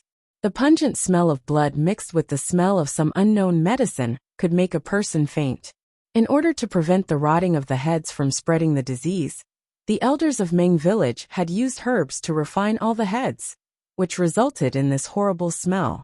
The heads of nearly 2,000 barbarians, according to the bounty offered by the mayor of Little Meng village. This was a huge sum of money. The barbarian hunters in Meng village had reached an agreement. After sending the heads to Little Meng city, the money would be divided equally. This amount of money was more than enough to make up for the loss of Meng village, and it was enough for the barbarian hunters to live a luxurious life in Little Meng city for a few months. Wuxia was sitting on the shaft of one of the carts, using a dagger to carefully trim the tail of one of the thorns, making it smooth and round. In the animal skin bag next to him, Chi-Chi had placed hundreds of trimmed thorns. The tips of these thorns were shining with a dim light. These were the thorns of a poisonous tree in the depths of Little Meng Mountain, known as the blood seal. These thorns were stronger than iron, extremely sharp, and naturally poisonous. These barbarians loved using these thorns as bows and arrows. Wuxia had collected hundreds of thorns and trimmed their tails. They could be used as throwing arrows, and they were very powerful. In this world where there were no pistols or firearms, Wuxia could only use whatever he could find to increase his self-defense ability. Although he had inherited the scroll of stealing from his conversation with Zhang Hu, he knew that this place was very dangerous. With Wuqia's current cultivation level, which was equivalent to the peak of the Hotian level, he couldn't do whatever he wanted. After fixing the last prickle satisfyingly, Wuxia carefully inserted it into the beast's skin bag, then used a beast tendon to tie up the mouth of the bag. Looking back at the mountains behind him, Wuxia raised both of his hands and waved forcefully a few times. Goodbye, Meng village. Wuxia and his group left Meng village early in the morning yesterday. The distance from Meng village to Little Meng city was more than 500 miles. If it were the city guards riding on swift galloping mounts, it would only take them 4 to 6 hours to arrive. However, there were so many big wagons in the group, and they were filled with human heads, as well as the hides and herbs that the villagers of Meng village were going to bring back to Little Meng city to trade. Naturally, their speed had been slowed down. The muddy road in front of them had come to an end. Everyone had officially walked out of the mountain. Little Meng city was just around 200 miles away from the main road. According to Zhang Hu, Little Meng city had a population of over 200,000, and it was the biggest city within a radius of a few hundred miles. Out of these 200,000 people, only a few tens of thousands were permanent residents. The rest were people like the barbarian hunters led by Zhang Hu. Barbarian hunters, rangers, all kinds of peddlers, even fugitives who killed and escaped, robbers, pickpockets, swindlers, all kinds of scoundrels. Even without Zhang Hu's description, Wuxia could already imagine what kind of city it was. The men from Meng village, who were leading the group, let out a few cheers. The group had finally walked out of the forest and arrived at the main road. The group's speed had become slower and slower. Wuxia was sitting on the shaft of the wagon, staring at the muddy road that was a foot thick. His face immediately darkened. Is this the official road that connects Little Meng city to other cities? Judging from the condition of this road, Wuxia was a little disappointed with this place. What kind of damn world had he come to? The villagers and barbarian hunters were used to this kind of road. No matter if they were barefoot or wearing shoes, they would just step on the thick mud and not move forward. Especially those men from Meng village, they were all tall and strong, and with every step they took, the mud would splash up a few feet high. The color of the mud was strange, and there were some strange things mixed in it, such as dead rats, bugs, and all kinds of strange things. It was hard to tell how many of them there were. Wuxi's face darkened, and his body was suddenly covered with goosebumps. After absorbing Li Xiaobai's soul particles and obtaining his insane IQ, Wuxi had been infected with a slight obsession with cleanliness. Wuxi shook his head helplessly, forcing himself to concentrate on the mud on the ground. Since he had come to this world, he had to adapt to everything here. If he couldn't even withstand a little bit of mud, how could he survive here? Taking a deep breath, Wuxi picked up the beast's skin bag and jumped off the shaft of the wagon. Together with the men from Ming village, they walked forward in the mud. The mud had seeped through his crude straw sandals and stained his feet and legs. With a smile on his face, Wuxi seemed to recall the scene when he was only 11 or 12 years old, when he was fighting and killing ferocious beasts in that muddy fighting pit. Today, what Wuxi was facing was a new world that was 1,000,000 times more dangerous than those wild beasts, but also 1,000,000 times more exciting. Breathe in, breathe out, breathe in, breathe out. While walking, Wuxi was chatting with the villagers with a smile on his face. The cold energy in the meridians of his arms was getting thicker. He didn't want to waste any time, and he started circulating the technique of the source of water chapter. The water element energies and the surrounding natural energies rushed towards Wuxi at top speed, passing through his palms and quickly fusing into his meridians. Unlike other cultivation techniques, he didn't need to convert and smelt the energy and turn it into his own cultivation. When the surrounding natural energy entered Wuxi's body, it immediately became a part of his innate water energy. The scroll of stealing, once it was in his hand, it would become his own. Why would he need to convert and smelt it? With this characteristic, the cultivation speed of the scroll of stealing was at least 10 times faster than any other cultivation technique. Wuxi could clearly feel his cultivation increasing bit by bit. While he was happily listening to the few men from Meng village bragging about their bravery in hunting at night, he suddenly heard a miserable howl coming from the corner of the main road in front of him. Dozens of magnificent mounts galloped over from the front. Riding on the mounts were tens of knights in luxurious clothes and armors, whose faces were pale. They were howling like stray dogs, running away in a panic, not knowing which way to go. These riders' clothes and armors were slanted. Along the way, some of them were taking off their armors and throwing them on the ground.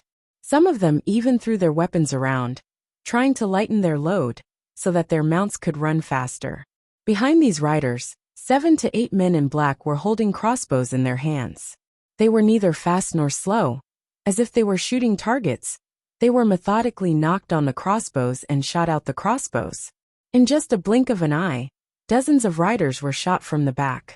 They screamed and fell from their mounts. When these men fell to the ground, mud splashed all over the place. The crossbows seemed to have been dipped in poison. When these riders fell to the ground, their bodies twitched a few times, and then their faces turned black, and they stopped moving. Wuxi and his company collided head-on with these cavalrymen.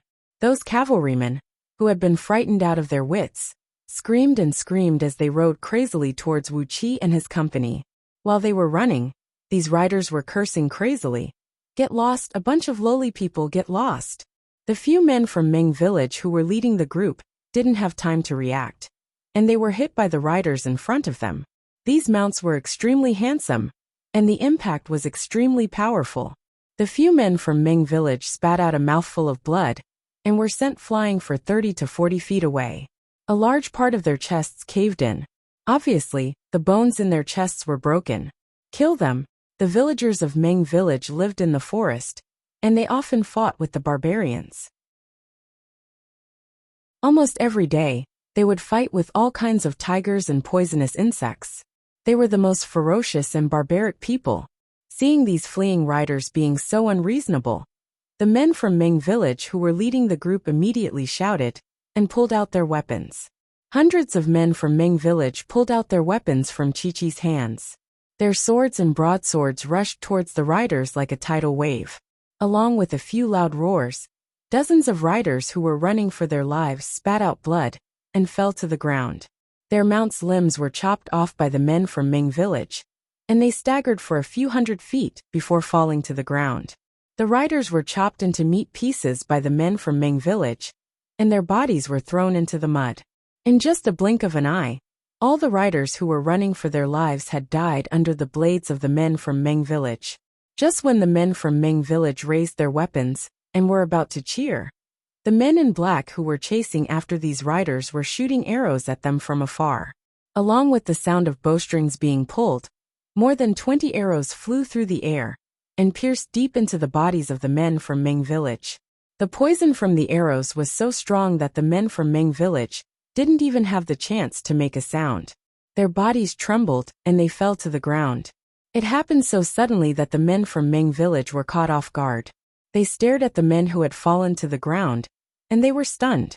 Wuxia was the first one to react. When the men in black were busy reloading the arrows, he cursed and ran towards those men in black.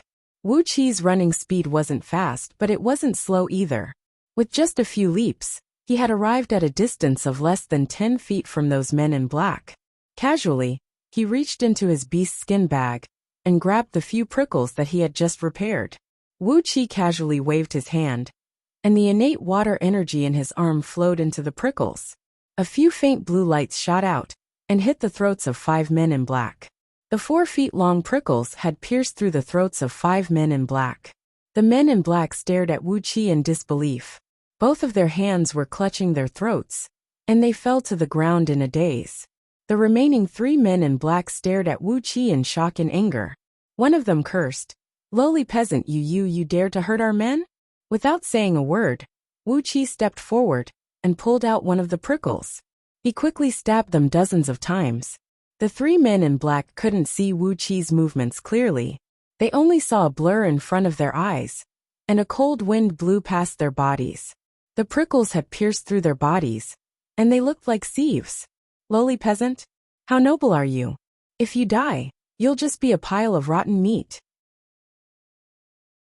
With a sneer, Wuxia forcefully stomped on the head of the man in black who was cursing. The faint sound of weapons cutting through the air came from the corner of the road in front of him. Wuxia tilted his head and listened carefully. He frowned, then he ran towards that direction with big strides. Zhang, who had already rushed up with his men, he grabbed Wuxia's shoulder and said, "Brother, don't get involved in this kind of muddy water." Zhang, whose fingertips had already grabbed Wuxia's shoulder. However, it was as if there was a layer of oil on Wuxia's shoulder. Zhang Hu's fingertips slipped to the side. Wuxia turned around and smiled at Zhang Hu. Suddenly, he sped up and dashed forward with a few leaps. Zhang Hu stomped his feet and cursed under his breath. He had no choice but to follow Wuxia.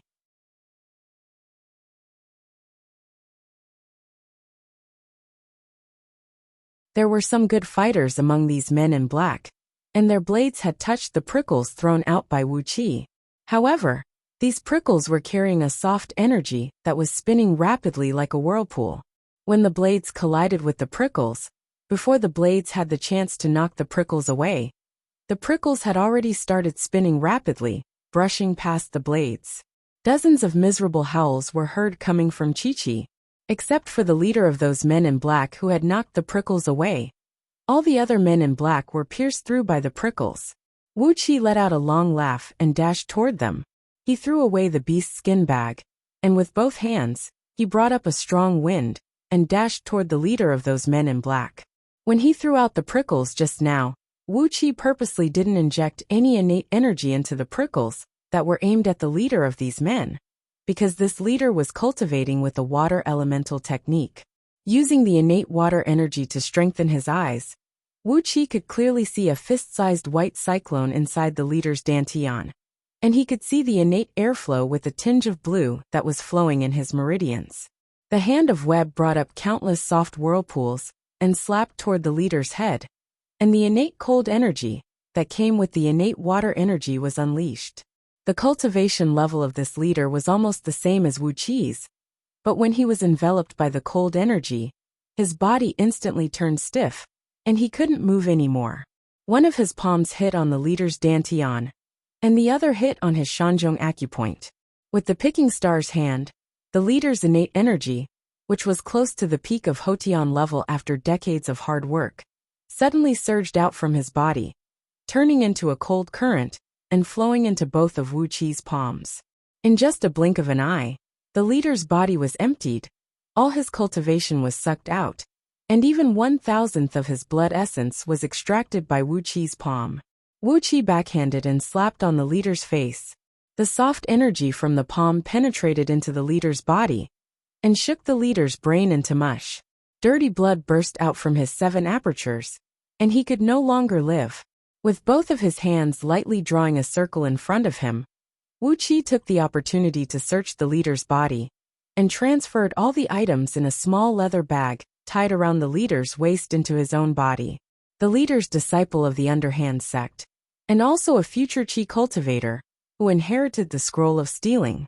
How could he let this man's belongings go to someone else?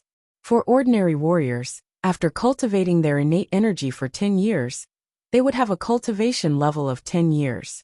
For those talented warriors, after cultivating their innate energy for 60 years, they would have a cultivation level of the peak of the Hotian realm.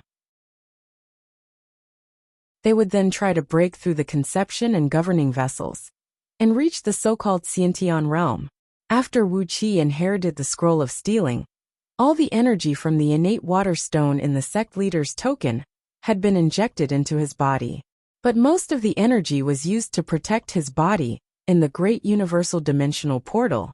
As a result, his innate water energy was only at the peak of the Hotian realm. Now the leader's innate energy, which was equivalent to 50 years of cultivation for an ordinary warrior, had all been injected into his body. Wuqi could only feel the cold air in both of his arms. The innate water energy had turned into a whirlpool in the water meridian of the 7 stealing heaven meridians in his arms, and was continuously absorbing the water elemental energy. In just a blink of an eye, Wuqi's innate energy had almost doubled. If it was some other cultivation technique, when the cultivation level of a peak Hotian warrior had doubled, he would naturally break through to the Xiantian realm. But the magical powers of the scroll of stealing were not something any ordinary cultivation technique could compare with. The suddenly increased innate energy had circulated 3 times through the water meridian. About 50% of the innate water energy had quickly merged with the water meridian, nourishing the water meridian and making it even more flexible. The foundation of all the magical powers of the scroll of stealing was on the 7 stealing heaven meridian in both of his arms. Therefore, when building the foundation, the strengthening of the 7 stealing heaven meridian was the most important. After the water meridian was strengthened, no matter if it was the upper limit of the innate energy it could hold, or the circulation speed of the innate energy, they had all doubled. Wuqi could only feel a cool and smooth feeling on both of his arms, and his whole body was indescribably comfortable. Everything happened in just a blink of an eye. Wuqi took a deep breath comfortably, cupped his fist and bowed to Lu Qingfeng, and said, "Young master, Wuqi offers his greetings." Lu Qingfeng's eyes shone with a strange light. He looked at Wuqi from head to toe, then looked at those men in black, who were easily killed by Wuqi. Hastily, he jumped down from the coach and held Wuqi's hand tightly with both of his hands. "No need to be so courteous, no need to be so courteous. Warrior Wuqi, if not for you, I would have been killed by these villains today."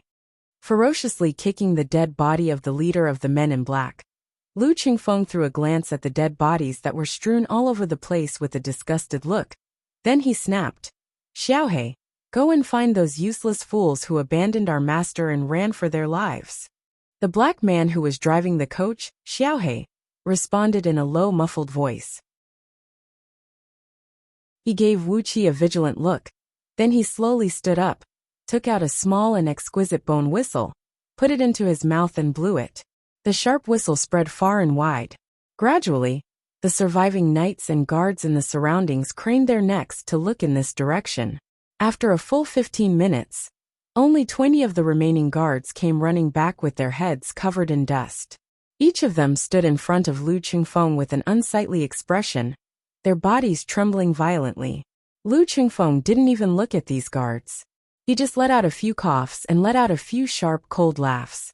Holding Wuqi's hand, Lu Qingfeng thanked Wuqi again and again. He kept holding Wuqi's hand and didn't seem to want to let go. Wuqi looked at Lu Qingfeng awkwardly. Perhaps this was Lu Qingfeng's way of expressing his gratitude and friendliness. However, no matter if it was Wu Qi or Wu Wang and Li Xiaobai, who had fused their souls with him, none of them had ever had this kind of experience. Furthermore, they were all extremely tired of this kind of gesture. On Earth, when two men shook hands for such a long time, it was very easy for people to misunderstand. However, when Wu Qi glanced at the coach behind Lu Qingfeng, which was floating 3 feet above the ground, he resisted the urge to knock Lu Qingfeng down with a palm strike and rob him of all his belongings. He had just arrived in this world, so it was better for him to keep a low profile. He had to keep a low profile. At least, before he found out about Lu Qingfeng's background, he couldn't really clean him up. Laughing dryly, Wu Qi kept talking to Lu Qingfeng, Zhang who had brought the barbarian hunters and the villagers of Meng village to this place. While Wu Qi and Lu Qingfeng were pretending to be polite, Zhang Hu and the barbarian hunters were cleaning up the dead bodies of the men in black on the ground. The dead bodies of 50 men in black were lined up in a row. All their belongings, including their crossbows and blades, were collected and piled neatly in front of the dead bodies. Dragged by Lu Qingfeng, Wu Qi walked in front of the dead bodies. Other than the leader of the men in black, who died a beautiful death, the rest of the men in black were all killed by the prickles. All of them had shrunk into a small meatball. Their bodies were burnt black, and a thick layer of blood covered their bodies. Even their faces when they were alive could not be seen. As for the leader of the men in black, after pulling off the black cloth that covered his face, Lu Qingfeng's expression became extremely weird. The black man Xiaohe and the old black man Laohe, who were following behind him, had their expressions changed as well. Xiaohe even spat on the ground to express his anger. Sneering, Lu Qingfeng picked up a long blade and chopped the face of the leader of the men in black, making it impossible for anyone to recognize his face. Letting out a long sigh, Lu Qingfeng threw the long blade on the ground. Holding Wu Qi's hand, he looked into Wu Qi's eyes with a serious expression. "Warrior Wu Qi, we feel like old friends at first sight. I don't know if there is one thing that you think is a little rude?"